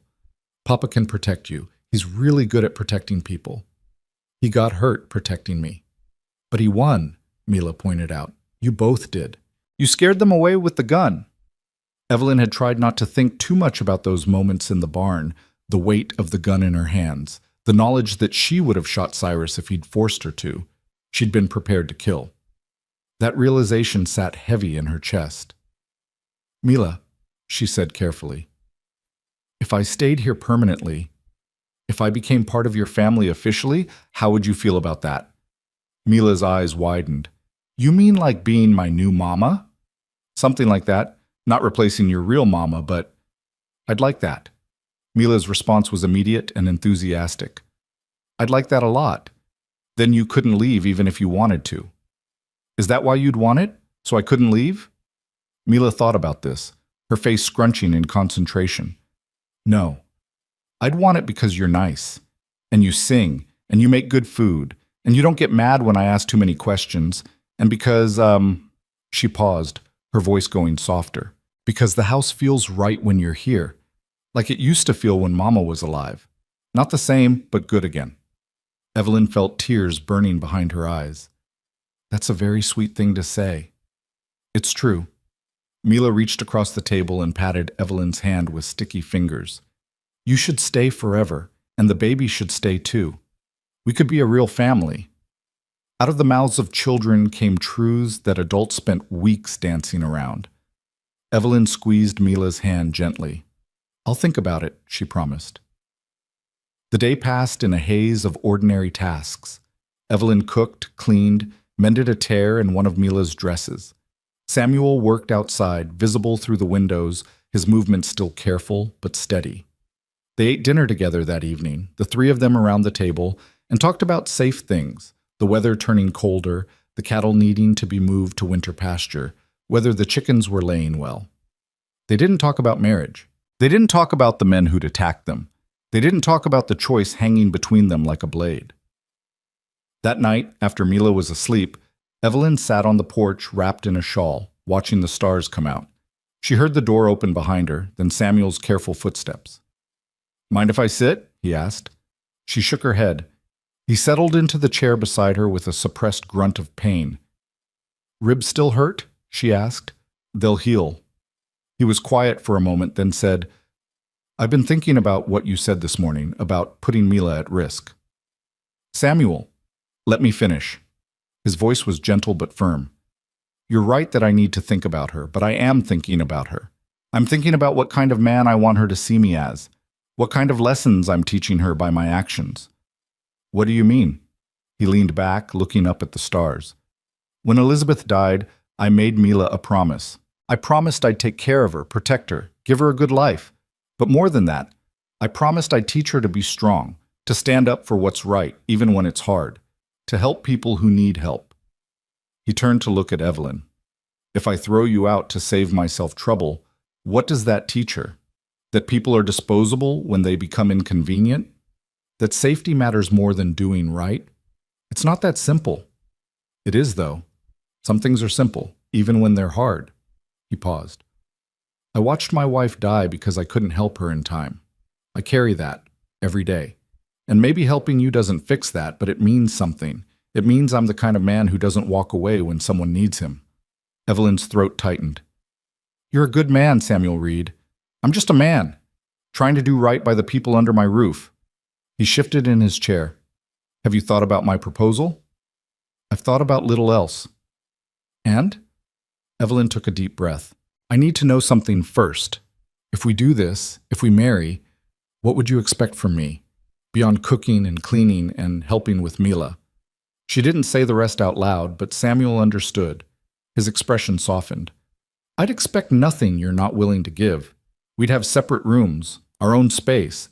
This would be a practical arrangement, not—" He paused, choosing words carefully. "Not a traditional marriage in all ways, unless or until you wanted it to be different. And you might never want that, and that would be fine. You'd be tying yourself to a pregnant widow. You deserve better than that." "I deserve what I choose, and I'm choosing this." He looked at her steadily. "But you need to choose it too, not because you're desperate or scared, but because you think it's right. For you and for the baby." Evelyn looked out at the dark land stretching endlessly toward the horizon. 2 months ago, she'd been alone in a collapsing farmhouse, facing violence and despair with nothing but stubborn pride to sustain her. Now she sat on a ranch house porch beside a man offering her safety, protection, a future. It wasn't love, but maybe it was something better: partnership, respect, mutual need that didn't diminish either of them. "If we do this," she said slowly, "I need to be useful. Not just a burden you took on. I need to contribute, to have purpose. You already do that. I mean permanently. I need to know I'm here because I belong, not because you pity me." Done. And Mila. She needs to understand that I'm not trying to replace her mother. I can be someone who cares for her, but Elizabeth will always be her mama. I'll make sure she knows. Evelyn took another breath. This was it. The moment of choosing. She could say no, try to make it on her own, face whatever came with only her own strength to rely on. Or she could say yes, accept this man's protection, bind herself to a life she'd never imagined. "All right," she said quietly. "Yes, I'll marry you." Samuel let out a breath she hadn't realized he'd been holding. "You're sure?" "I'm terrified. But yes, I'm sure." He reached over and took her hand. His grip was warm, calloused, steady. "We'll figure it out as we go. Both of us." They sat like that for a long time, hands linked, watching the stars wheel overhead. And despite everything, the fear, the uncertainty, the strangeness of it all, Evelyn felt something loosen in her chest. Not quite peace, but acceptance. She'd made her choice. Now she'd live with it. The next morning, Samuel rode into town to speak with the minister and file the necessary papers. He took Mila with him, partly to visit the general store and partly, Evelyn suspected, to give her time alone to adjust to what was coming. Evelyn spent the day in a strange fugue state, going through the motions of her tasks while her mind spun in circles. She was getting married. Again. To a man she barely knew. In 3 days, according to what Samuel had said before leaving, the minister had required a brief waiting period, though he'd agreed to waive the reading of bans given the circumstances. 3 days. Then she'd be Evelyn Reed instead of Evelyn Moore, a rancher's wife instead of a widow, a stepmother. All the identities stacking up like layers she'd have to learn to wear. She was scrubbing the kitchen floor when she heard a wagon approaching. Looking out, she saw Marshall Webb climbing down from his horse, his face set in serious lines. Evelyn dried her hands and met him at the door. "Marshall, is something wrong? Need to speak with you and Reed both. He around?" "He's in town. Should be back within the hour." Webb nodded. "I'll wait, if that's all right." Evelyn offered him coffee, which he accepted, and they sat at the kitchen table in uncomfortable silence. Finally, Webb cleared his throat. "I heard something in town, rumor going around that you and Reed are planning to marry." "That's not a rumor. It's true." Webb's expression didn't change. "That's sudden. I need protection. Marriage provides it." "Does it, though?" Webb leaned forward. "Because here's the thing, Mrs. Moore. Those men who've been after you, they're not going to see a marriage license and give up. If anything, it might make them more determined. Make them feel like you're trying to cheat them out of what they think they're owed." "What they think they're owed is illegal. You said so yourself." "I did. But legal and safe aren't always the same thing." He paused. "I'm not saying don't marry Reed. I'm saying be prepared for consequences. Have a plan beyond just changing your name." "What kind of plan?" "The kind that involves being ready if they come back. Being armed, being alert, not going anywhere alone." He met her eyes. "I can't protect you all the time, Mrs. Moore. Neither can Reed. You need to be able to protect yourself." "I shot at them once. I can do it again." "Can you?" Webb's voice was gentle but probing.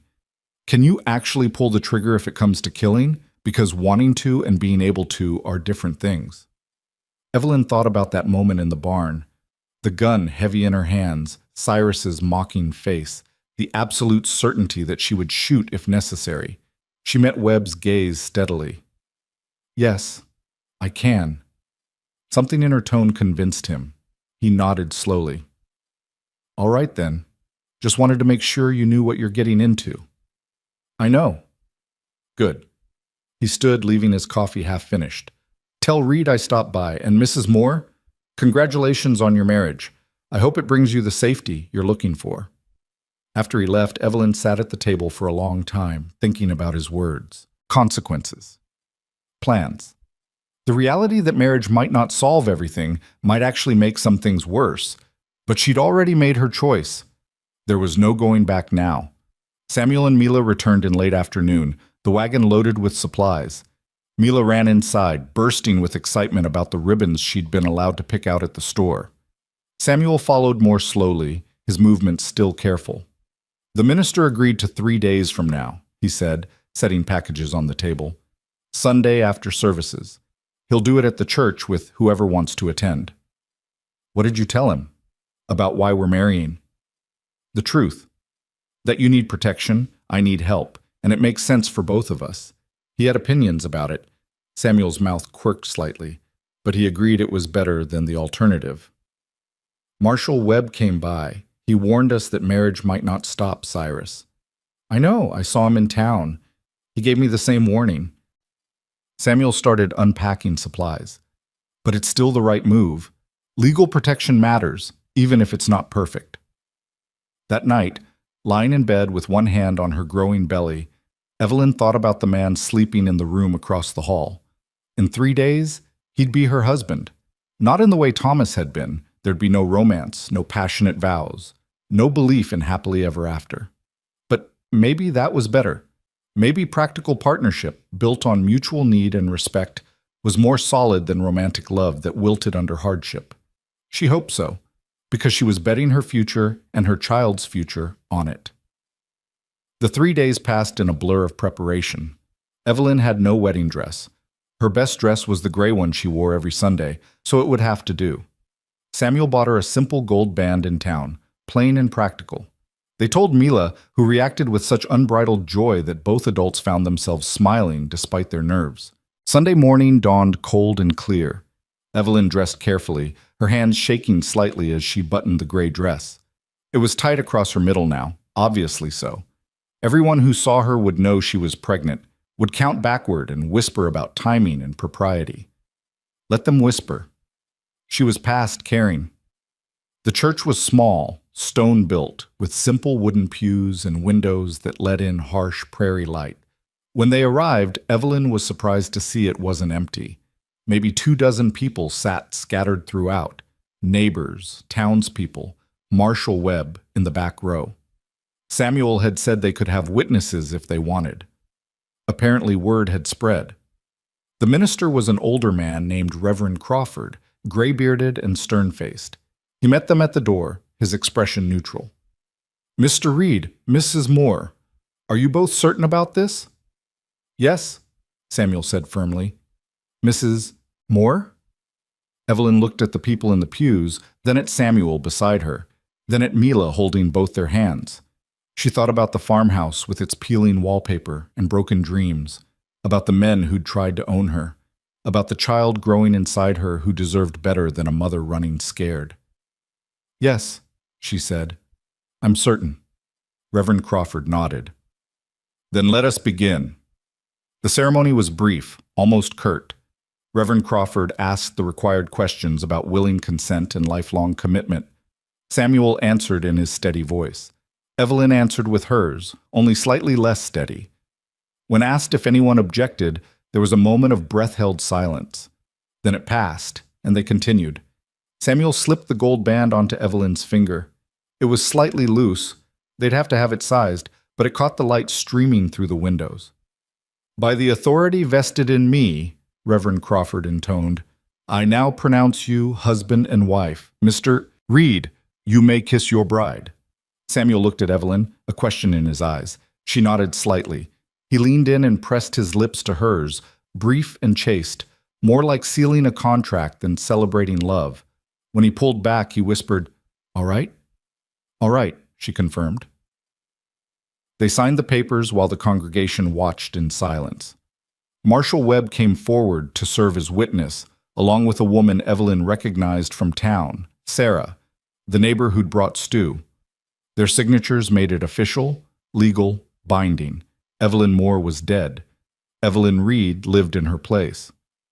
Outside, some neighbors offered congratulations. Others left quickly, their faces tight with judgment. Evelyn saw the calculations in their eyes, saw them noting her pregnant belly and doing the math. She lifted her chin and accepted their good wishes without shame. They were walking toward the wagon when Cyrus Holt stepped out from between two buildings. Samuel's hand went immediately to his gun, but Cyrus held up empty hands. "Not here for trouble," he said. His face was different from the last time Evelyn had seen him. Harder, but also resigned. "Just wanted to say congratulations on your marriage, Mrs. Reed." The name in his mouth felt like a threat. Evelyn stepped closer to Samuel. "You're not welcome here," Samuel said quietly. "Get out of town." "I'm going, but I wanted you both to know the debt's canceled. My employer decided it wasn't worth pursuing. Too much legal trouble, too much attention." He looked at Evelyn directly. "You're free. The marriage did what you wanted it to, made you too expensive to collect." Relief flooded through Evelyn so powerfully her knees almost buckled. "Why should I believe you?" Cyrus shrugged.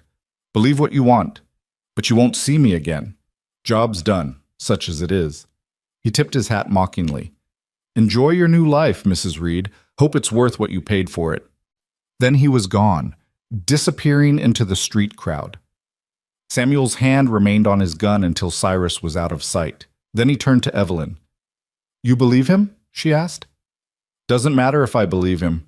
Matters that we're prepared either way." He helped her into the wagon, his hand steady on her arm. "But if he's telling the truth, that's one less thing to worry about."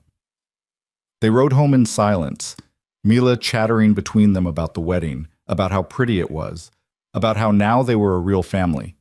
Samuel and Evelyn let her talk, both lost in their own thoughts. When they reached the ranch, Samuel helped Evelyn down from the wagon. She stood in the yard, looking at the house that was now legally her home, at the man who was now legally her husband. "Well," she said, "what now?" Samuel looked at her, then at the ring on her finger, then back at her face. "Now we live, we work, we raise children, we build something." "Just like that?" "Just like that." He offered his arm. "Mrs. Reed, would you like to go inside your home?" Evelyn took his arm, feeling the solid weight of him beside her. "Yes, I would." They walked up the porch steps together, Mila running ahead to open the door, and crossed the threshold into their married life. Behind them, the sun climbed higher, burning away the morning chill. Ahead, whatever came next waited. But for the first time in longer than she could remember, Evelyn felt something she'd thought was lost forever. She felt like she might actually survive this, like she might even, possibly, eventually be all right. It was enough. For now, it was enough. Winter came to Kansas territory with the kind of cold that settled into bones and stayed there. The first snow fell 3 weeks after the wedding, coating the ranch in silence and white. Evelyn stood at the kitchen window watching it accumulate, one hand resting on her belly where the baby had started moving more insistently, small flutters that felt like butterflies trapped beneath her skin. Behind her, Samuel added wood to the fire while Mila practiced her letters at the table. It was a scene of such ordinary domesticity that sometimes Evelyn had to remind herself it was real, that this was actually her life now. "Mrs. Reed?" Mila's voice broke through her thoughts. The name still sounded strange to Evelyn's ears even weeks later. "Can you check my writing?" Evelyn moved to the table, looking over Mila's careful work. The letters were uneven but legible, showing improvement from when they'd started lessons a month ago. "That's very good. Your M's are much better." "No, Papa said Mama used to be a teacher before she got married. Is that true?" "I don't know, sweetheart. You'd have to ask him." Samuel looked up from the fireplace. "She taught in a schoolhouse in Missouri for 2 years. That's where I met her." It was one of the few times he'd mentioned his first wife unprompted. Evelyn had learned over the weeks that Elizabeth was a presence in the house, in the quilt on Mila's bed that she'd sewn, in the way Samuel touched certain objects with careful reverence, in the shadow that sometimes crossed his face when he thought no one was watching. Evelyn didn't resent it. She understood grief's long fingers. "Was she pretty?" Mila asked. "Very pretty. And smart. She could read Greek and Latin." "Can Mrs. Reed read Greek?" "No," Evelyn said with a small smile. "Just English, and barely any French from what my mother tried to teach me." "That's still good," Mila said loyally. She returned to her letters, and the moment passed. But later, after Mila had gone to bed and Samuel was checking the animals one final time before the temperature dropped further, Evelyn found herself thinking about Elizabeth Reed, the woman who'd lived in this house, slept in that room across the hall, loved this man, and bore his child. What would she think of the arrangement her husband had made? Would she approve of a pregnant widow wearing her gold wedding band because Evelyn had discovered the ring Samuel gave her had been Elizabeth's, resized to fit her smaller finger? She was still standing by the window when Samuel came back in, stamping snow from his boots. "Everything secure?" she asked. "As much as it can be. Going to be a hard night for the cattle." He moved to the fire, holding his hands out to the warmth. "You should get some sleep. Baby's taking energy from you." "I'm not tired yet." It was true. Despite her growing belly and the exhaustion that came with pregnancy, sleep had been elusive lately. Her mind wouldn't settle. Samuel studied her face, then gestured to the table. "Sit. I'll make tea." They sat across from each other while the kettle heated, the silence between them comfortable in the way it had become over weeks of shared space. Samuel poured tea when it was ready, pushing a cup toward her. "Something's bothering you," he said. It wasn't a question. Evelyn wrapped her hands around the warm cup. "Do you ever regret it? Marrying me?" Samuel's expression didn't change. "No. Do you?" "I don't know." She said it honestly. "I'm grateful. For the safety, for the home, for Mila. But sometimes I wonder if I've trapped you. If you married me out of obligation and now you're stuck with a pregnant woman you don't love and a child that isn't yours. That baby is mine now, Samuel said firmly. The moment we married, that child became mine in every way that matters. Name, protection, inheritance, everything. But you don't have to pretend it's more than it is. This is a practical arrangement. I understand that. Samuel was quiet for a long moment, his fingers wrapped around his own cup. When he spoke, his voice was careful. When Elizabeth died, I thought that part of my life was over. The part where I'd have a partner, someone to share the weight of things. I made peace with it being just me and Mila until she was grown. But then you came and... He paused, searching for words. It's different than it was with Elizabeth, but it's not less.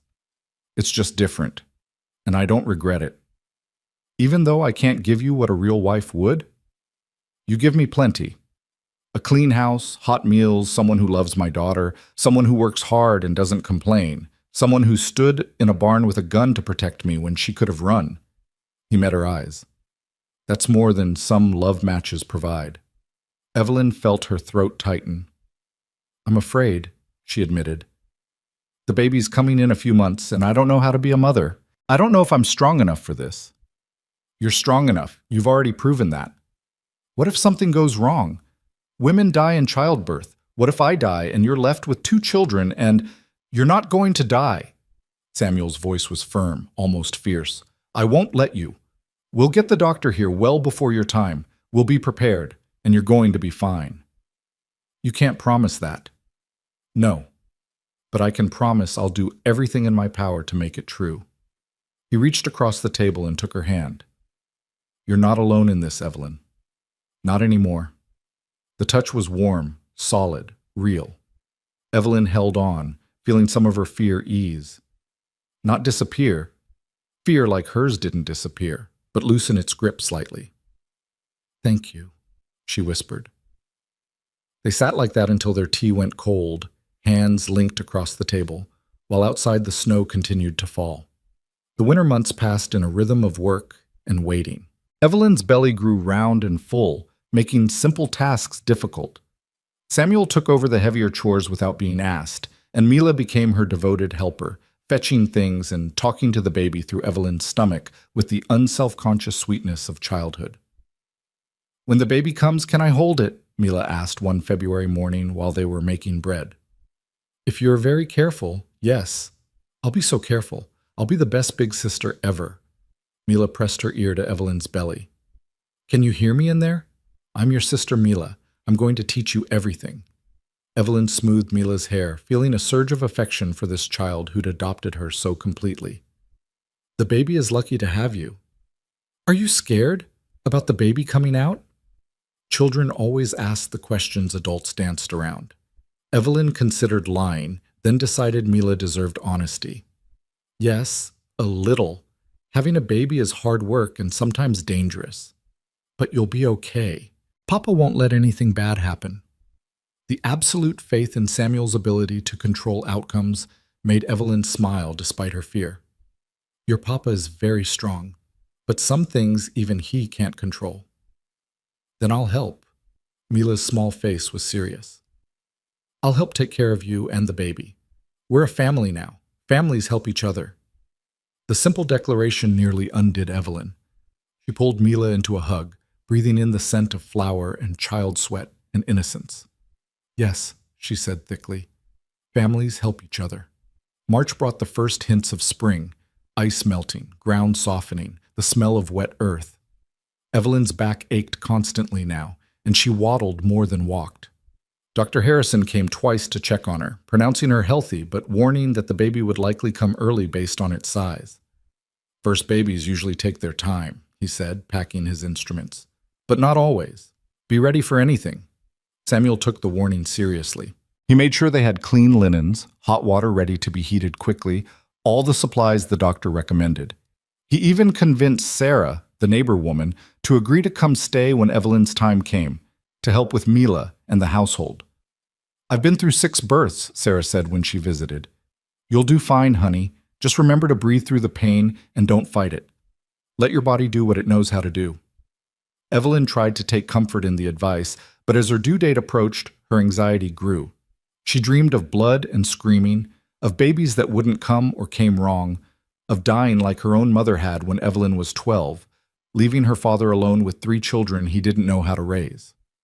One night, a week before Dr. Harrison predicted the baby would come, Evelyn woke from one of these nightmares, gasping. She sat up in bed, her heart racing, one hand pressed to her enormous belly. A soft knock came at her door. "Evelyn? You all right?" Samuel's voice, she hadn't meant to wake him. "I'm fine, just a dream." The door opened slightly. Samuel stood silhouetted in the doorway, his hair mussed from sleep. "You don't sound fine." "I'm scared," she admitted. "What if something goes wrong? What if I'm not strong enough?" Samuel came into the room and sat carefully on the edge of her bed, maintaining respectful distance. "You're the strongest person I know. You fought 3 men with a knife. You shot at them in a barn to save me. You're going to survive childbirth. Women stronger than me have died. Not on my watch." His voice carried absolute conviction. "I lost Elizabeth because I wasn't there when she needed me most. I won't make that mistake again. You're going to get through this, and so is the baby." "You can't know that." "No, but I can believe it, and I can make you believe it too." He looked at her in the dim light. "You want to know what I see when I look at you? I see someone who refused to give up even when she had nothing. Someone who built a life out of scraps and determination. Someone who turned a house back into a home. That's not a woman who's going to die in childbirth. That's a woman who's going to fight through anything." Evelyn felt tears on her cheeks. "What if I'm not that strong? Then I'll be strong enough for both of us." He reached out and squeezed her hand. "We're in this together, remember?" She nodded, unable to speak past the lump in her throat. Samuel stood. "Try to sleep. The baby will come when it's ready, and you'll need your strength." After he left, Evelyn lay in the darkness with one hand on her belly, feeling the baby move beneath her palm. Strong kicks now, insistent. She thought about Samuel's words, about strength and fighting and refusing to give up. She'd survived everything so far. She could survive this too. The contraction started 3 days later, on a mild spring morning when the prairie was turning green. Evelyn was hanging laundry when the first pain hit, a deep, pulling ache that wrapped around her middle and took her breath away. She stood frozen, holding a wet sheet, waiting to see if it would come again. 15 minutes later, it did. "Samuel!" Her voice came out calmer than she felt. He was in the barn, close enough to hear. "Samuel, it's time!" He appeared in seconds, his face going pale beneath his tan. "You're sure?" "I'm sure." What followed was controlled chaos. Samuel sent Mila to fetch Sarah while he helped Evelyn inside. Dr. Harrison arrived within an hour, summoned by a rider Samuel had dispatched immediately. The house filled with purposeful activity, water heating, linens being laid out, Sarah taking charge of the kitchen, and Mila. The contractions grew stronger, closer together. Evelyn labored through the afternoon, gripping Samuel's hand through the worst pains while Sarah coached her breathing and Dr. Harrison monitored her progress. "You're doing fine," the doctor said after one particularly hard contraction. "Baby's positioned right. Should be straightforward, if painful." "Straightforward?" Evelyn gasped. "Easy for you to say." Samuel wiped her forehead with a cool cloth. "You're doing so well. Just keep breathing." "I hate breathing," she said through gritted teeth as another contraction built. "I hate all of this." "I know, but you're almost there." Hour after hour, the labor continued. Evelyn lost track of time, lost track of everything except the waves of pain and the voices coaching her through it. She heard Mila crying in another room, heard Sarah comforting her. She heard Samuel's voice, steady and constant, telling her she was strong, she could do this, just a little more. As the sun began to set, painting the room in gold and orange light, Dr. Harrison said, "All right, Mrs. Reed, next contraction, you push. Baby's ready to come." Evelyn bore down with everything she had, feeling like she was being split in two. The pain was enormous, overwhelming, impossible. She heard herself scream, heard Samuel's voice close to her ear saying words she couldn't understand, but that sounded like prayer or promise. "Again," Dr. Harrison commanded, "one more good push." Evelyn pushed and pushed and pushed, until she thought she'd die from the effort. Then suddenly there was a release, a rush, and the thin wail of a newborn filled the room. "It's a girl," Dr. Harrison announced. "A healthy baby girl." Evelyn collapsed back, her body shaking, her mind fuzzy with exhaustion and relief. She heard the baby crying, strong and loud, heard the doctor saying something about the cord and afterbirth, but it all seemed distant and unimportant compared to that sound. Her daughter, alive and protesting. "Can I hold her?" she managed to ask. "In just a moment, let me clean her up." Samuel squeezed her hand. "You did it. You're amazing." Evelyn looked at him through tears. "Is she really okay?" "She's perfect. Listen to those lungs." Dr. Harrison brought the baby over, wrapped in a clean blanket, and placed her carefully in Evelyn's arms. She was red-faced and wrinkled, with a shock of dark hair and eyes screwed shut against the world. She was the most beautiful thing Evelyn had ever seen. "Hello," Evelyn whispered. "Hello, little one. I'm your mama." The baby quieted at her voice, and Evelyn felt something click into place in her chest. This tiny person was hers. Hers to protect, to raise, to love. All the fear and pain of the past months suddenly made sense, suddenly had purpose. "Does she have a name?" Dr. Harrison asked, making notes in his ledger. Evelyn looked at Samuel. They'd discussed this briefly, but never settled on anything definite. "What do you think?" Samuel looked at the baby with an expression Evelyn had never seen on his face before. Wonder mixed with something that looked like grief and joy combined. "Rose," he said softly, "like Elizabeth's middle name, if that's all right with you." The generosity of it, offering his first wife's name to another man's child, made Evelyn's throat close up. "Rose Reed," she said. "Yes, that's perfect." "Rose Elizabeth Reed," Samuel corrected gently. He reached out and touched the baby's tiny hand. "Welcome home, Rose." The baby's fingers closed around his, and Samuel's expression crumpled for just a moment. Then he composed himself. But Evelyn had seen it. The moment he fell in love with this child who carried no blood of his but would carry his name forever. Dr. Harrison finished his work, confirmed that Evelyn and the baby were both healthy, and left with promises to check on them in a few days. Sarah brought Mila in to meet her new sister, and the little girl's face lit up with such pure joy that even Samuel smiled. "She's so small," Mila breathed, touching Rose's hand with one careful finger. "Can she hear me?" "She can hear you," Evelyn confirmed. "Hi, Rose. I'm your big sister. I'm going to teach you everything, just like I promised. We're going to be best friends." That night, after Sarah had gone home and Mila was finally asleep, Samuel helped Evelyn settle into bed with Rose in a cradle beside her. The baby was sleeping now, her tiny chest rising and falling with peaceful breaths. "You should rest," Samuel said. "You've been through a lot." "Stay a minute?" Evelyn asked. "Please?" He pulled a chair close to the bed and sat down. They looked at the baby together in the lamplight. "Thank you," Evelyn said quietly. "For everything, for the name, for being here, for claiming her as yours." "She is mine." Samuel's voice was firm. "The moment I said I do, she became mine. That's not kindness or charity, that's fact." "Still, you didn't have to. You could have let me go, let me figure it out alone, but you didn't." "No, I didn't." He leaned back in the chair. "You know what Elizabeth said to me right before she died? I've never told anyone this, but she made me promise something." "What?"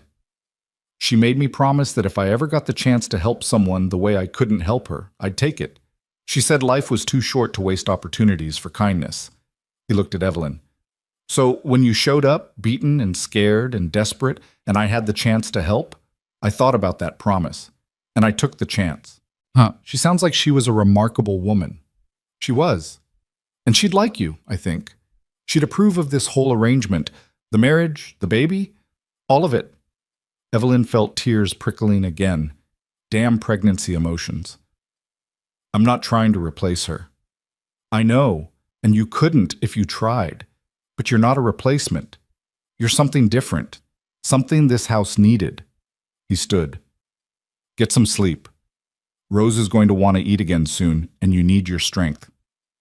After he left, Evelyn lay in the darkness, listening to her daughter breathe. She thought about the past months, the terror, the uncertainty, the slow building of trust and partnership with a man she barely knew.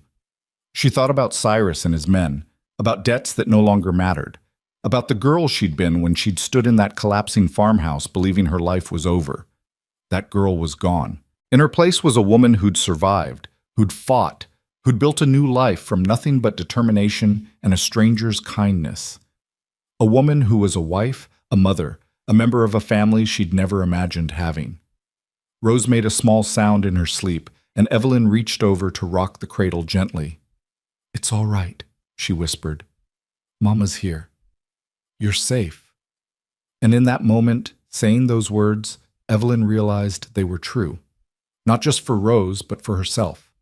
She was safe. She was home. She was exactly where she was supposed to be. Spring turned to summer, and the ranch came fully alive. Evelyn recovered from the birth slowly but steadily, regaining her strength while learning to navigate motherhood. Rose was a good baby, fussy sometimes, but generally content. She had Samuel's gray eyes, Evelyn noticed as weeks passed, though everyone politely pretended not to notice the coincidence. Mila was a devoted big sister, constantly wanting to hold Rose or sing to her or help with baths. Samuel was surprisingly natural with the baby, handling her with the same calm competence he brought to everything else. He'd take Rose in the evenings, walking with her while Evelyn rested, his deep voice rumbling as he talked to her about horses and cattle and the land. One warm June evening, Marshall Webb rode out to visit.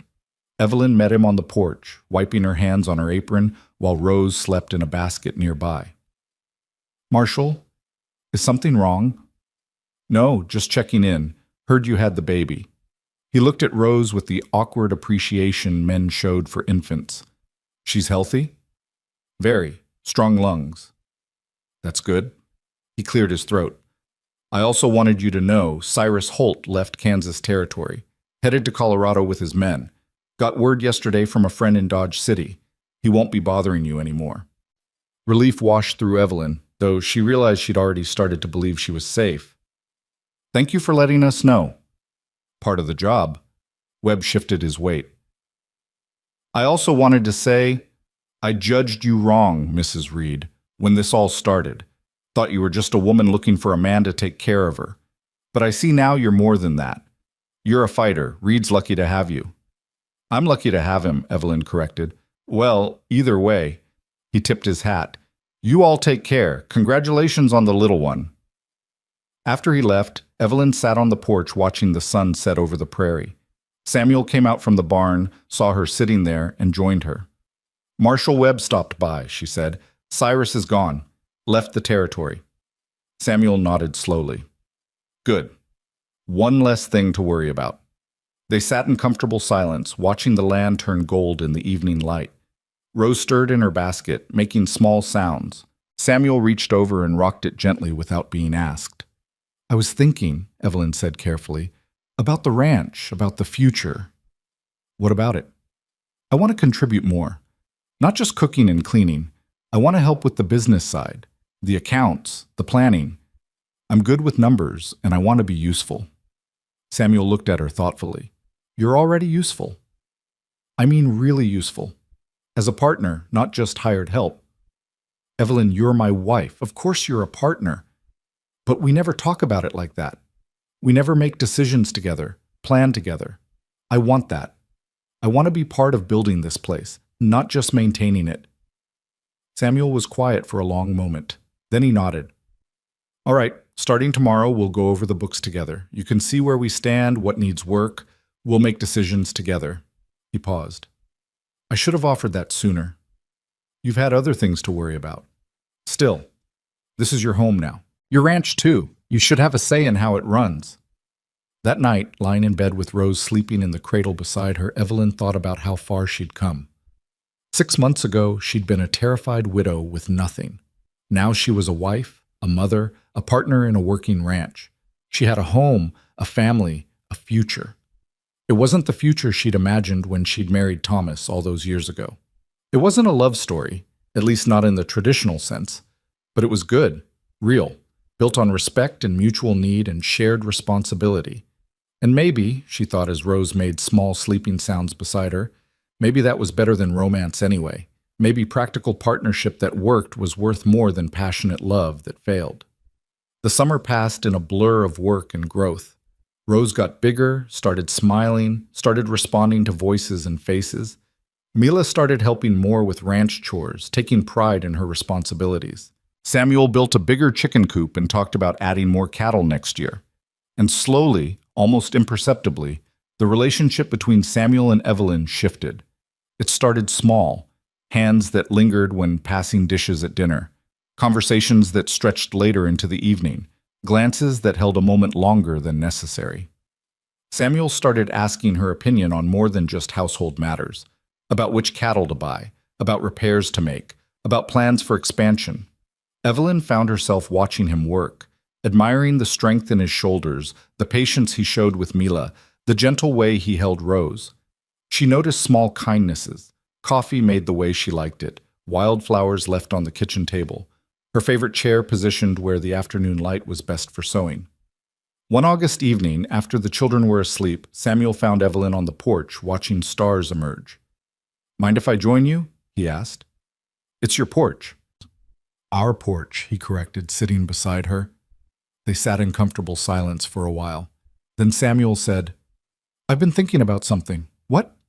"About this." He gestured between them. "About us. This arrangement we made." Evelyn's heart beat faster. "What about it?" "It's working, better than I expected, honestly. The ranch is running well. The children are happy. Everything's good." "Yes, it is. But I was wondering..." He stopped, seeming to struggle for words. "I was wondering if maybe it could be more than just good. More than just an arrangement." Evelyn turned to look at him. In the starlight, his face was half-shadowed, but she could see the uncertainty there, the vulnerability. "What are you saying, Samuel?" "I'm saying that somewhere along the way, this stopped being just practical for me. I care about you, Evelyn, not just as the mother of my children or the woman who keeps my house, as you, as the person you are." He took a breath. "I'm saying I'd like this to be a real marriage. If you want that too." Evelyn's throat tightened. "Thought you married me out of obligation." "I married you because it made sense, but I care about you because of who you are, how you love Mila, how you fought for us when you could have run, how you work harder than anyone I know, how you're strong even when you're scared." He reached over and took her hand. "I'm not asking you to love me. I know that might not happen, but I'm asking if we can try for more than just partnership, if we can try for something real." Evelyn looked down at their joined hands, his rough with work, hers scarred from her own labor. She thought about the past months, about how this quiet man had given her everything when she had nothing, how he'd claimed her daughter as his own, how he'd stood between her and violence without hesitation. She thought about how her heart had started beating faster when she heard his voice, how she looked forward to their evening conversations, how she'd started caring about his comfort, his happiness, his opinion. When had that happened? When had obligation become affection, partnership become something deeper? "I think," she said slowly, "that it's already real. I think it's been real for a while now, and we just didn't want to admit it." Samuel's expression shifted, hope lighting his features. "Yeah?" "Yeah." She squeezed his hand. "I care about you too, Samuel, more than I meant to, more than I thought I could after Thomas. You've given me a life, a home, a family, but more than that, you've given me respect, partnership, the feeling that I matter. That's worth more than any grand romance." "So we try? We make this a real marriage in every way?" Evelyn looked at this man who'd saved her, who'd married her, who'd become hers in ways that had nothing to do with legal papers. "Yes, we try." Samuel leaned in slowly, giving her time to pull away. When she didn't, he kissed her, soft and tentative, nothing like the brief peck at their wedding. This was a real kiss, full of question and promise. When they pulled apart, Evelyn was smiling. "Well, that's different from the first time." "Better?" "Much better." They sat on the porch until late, talking about the future, about what they wanted to build together, about how to blend what they had with what they hoped for. And when they finally went inside, Samuel walked Evelyn to her door, but didn't presume anything. "Take your time," he said. "We'll figure this out as we go. No rush." "Thank you," she said. Then, impulsively, she stretched up and kissed him again. For everything. The autumn came with harvest work and preparations for winter. The ranch thrived under their joint management. They'd bought more cattle, repaired the barn, added to the house. They worked side by side during the day and talked together in the evenings, their conversations growing deeper, more intimate. And slowly, carefully, their marriage became real in all the ways it hadn't been before. They became partners not just in business, but in life. They became companions. They became, against all odds, people who'd chosen each other for more than just survival. One October evening, Evelyn found Samuel in the barn mending a bridle. Rose was strapped to her chest in a sling, nearly 6 months old now, and getting heavier by the day. Mila was at the house preparing dinner. She'd learned enough to handle simple meals. "Can I ask you something?" Evelyn said. Samuel looked up from his work. "Always." "Do you ever wish it had been different? That we'd met some other way? Fallen in love the normal way?" He considered the question seriously. "No, I don't. Because if things had been different, you wouldn't be you, I wouldn't be me. What we have works because of how we got here, not in spite of it. But we miss so much, the courtship, the romance, all those early stages. We're building our own stages. Maybe they're out of order, but they're ours." He set down the bridle and came closer. "I wouldn't trade what we have for anything. Would you?" Evelyn looked around the barn, at the tools hanging neatly on walls, at the horses in their stalls, at the evidence of work and care, and building something that lasted. She thought about the house full of warmth and voices, about Mila reading books by the fire, about Rose growing stronger every day. "No," she said. "I wouldn't trade it." Samuel kissed her forehead, then Rose's. "Then that's all that matters." Winter came again, their first full winter as a real family. Snow fell heavy and white, isolating them on the ranch for days at a time. But inside the house, there was warmth, laughter, stories told around the fire. Mila teaching Rose how to clap her hands. Samuel and Evelyn working together over account books, planning for spring. On Christmas morning, Samuel gave Evelyn a gift. A new dress, deep blue, carefully sewn by Sarah in town. It was the first new dress Evelyn had owned in years. "I thought you deserved something that was yours," Samuel said. "Something that isn't worn or mended or hand-me-down." Evelyn held the dress against herself, feeling tears prick her eyes. "It's beautiful." "So are you." She looked at him, this man who'd become her husband in truth, not just in name. "I love you," she said. The words surprised her as much as they surprised him, but once spoken, she knew they were true.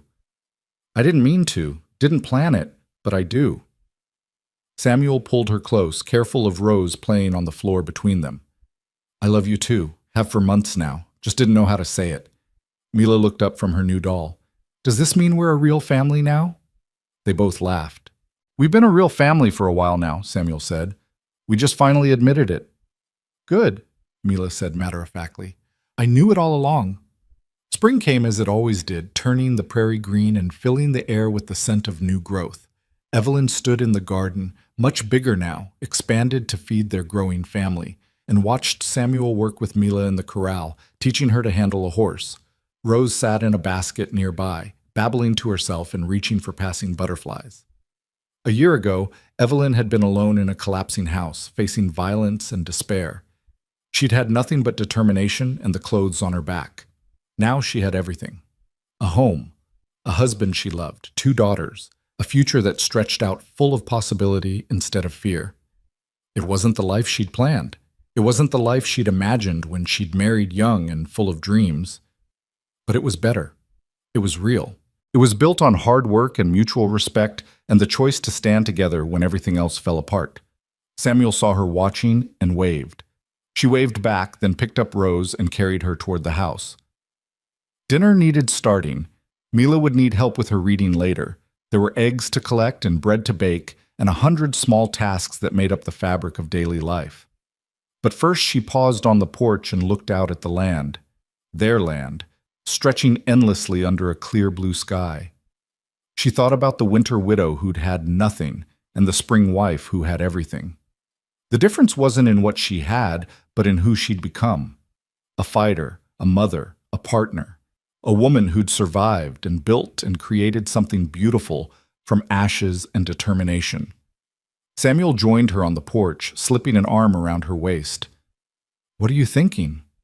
"That I'm grateful," Evelyn said, "for all of it, the hard parts and the good parts, because it brought me here, to you, to this." He kissed her temple. "We brought each other here. That's how partnerships work."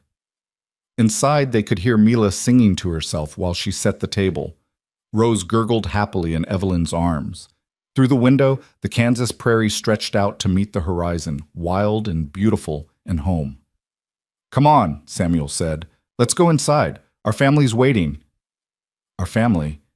The words settled into Evelyn's heart like seeds finding fertile ground.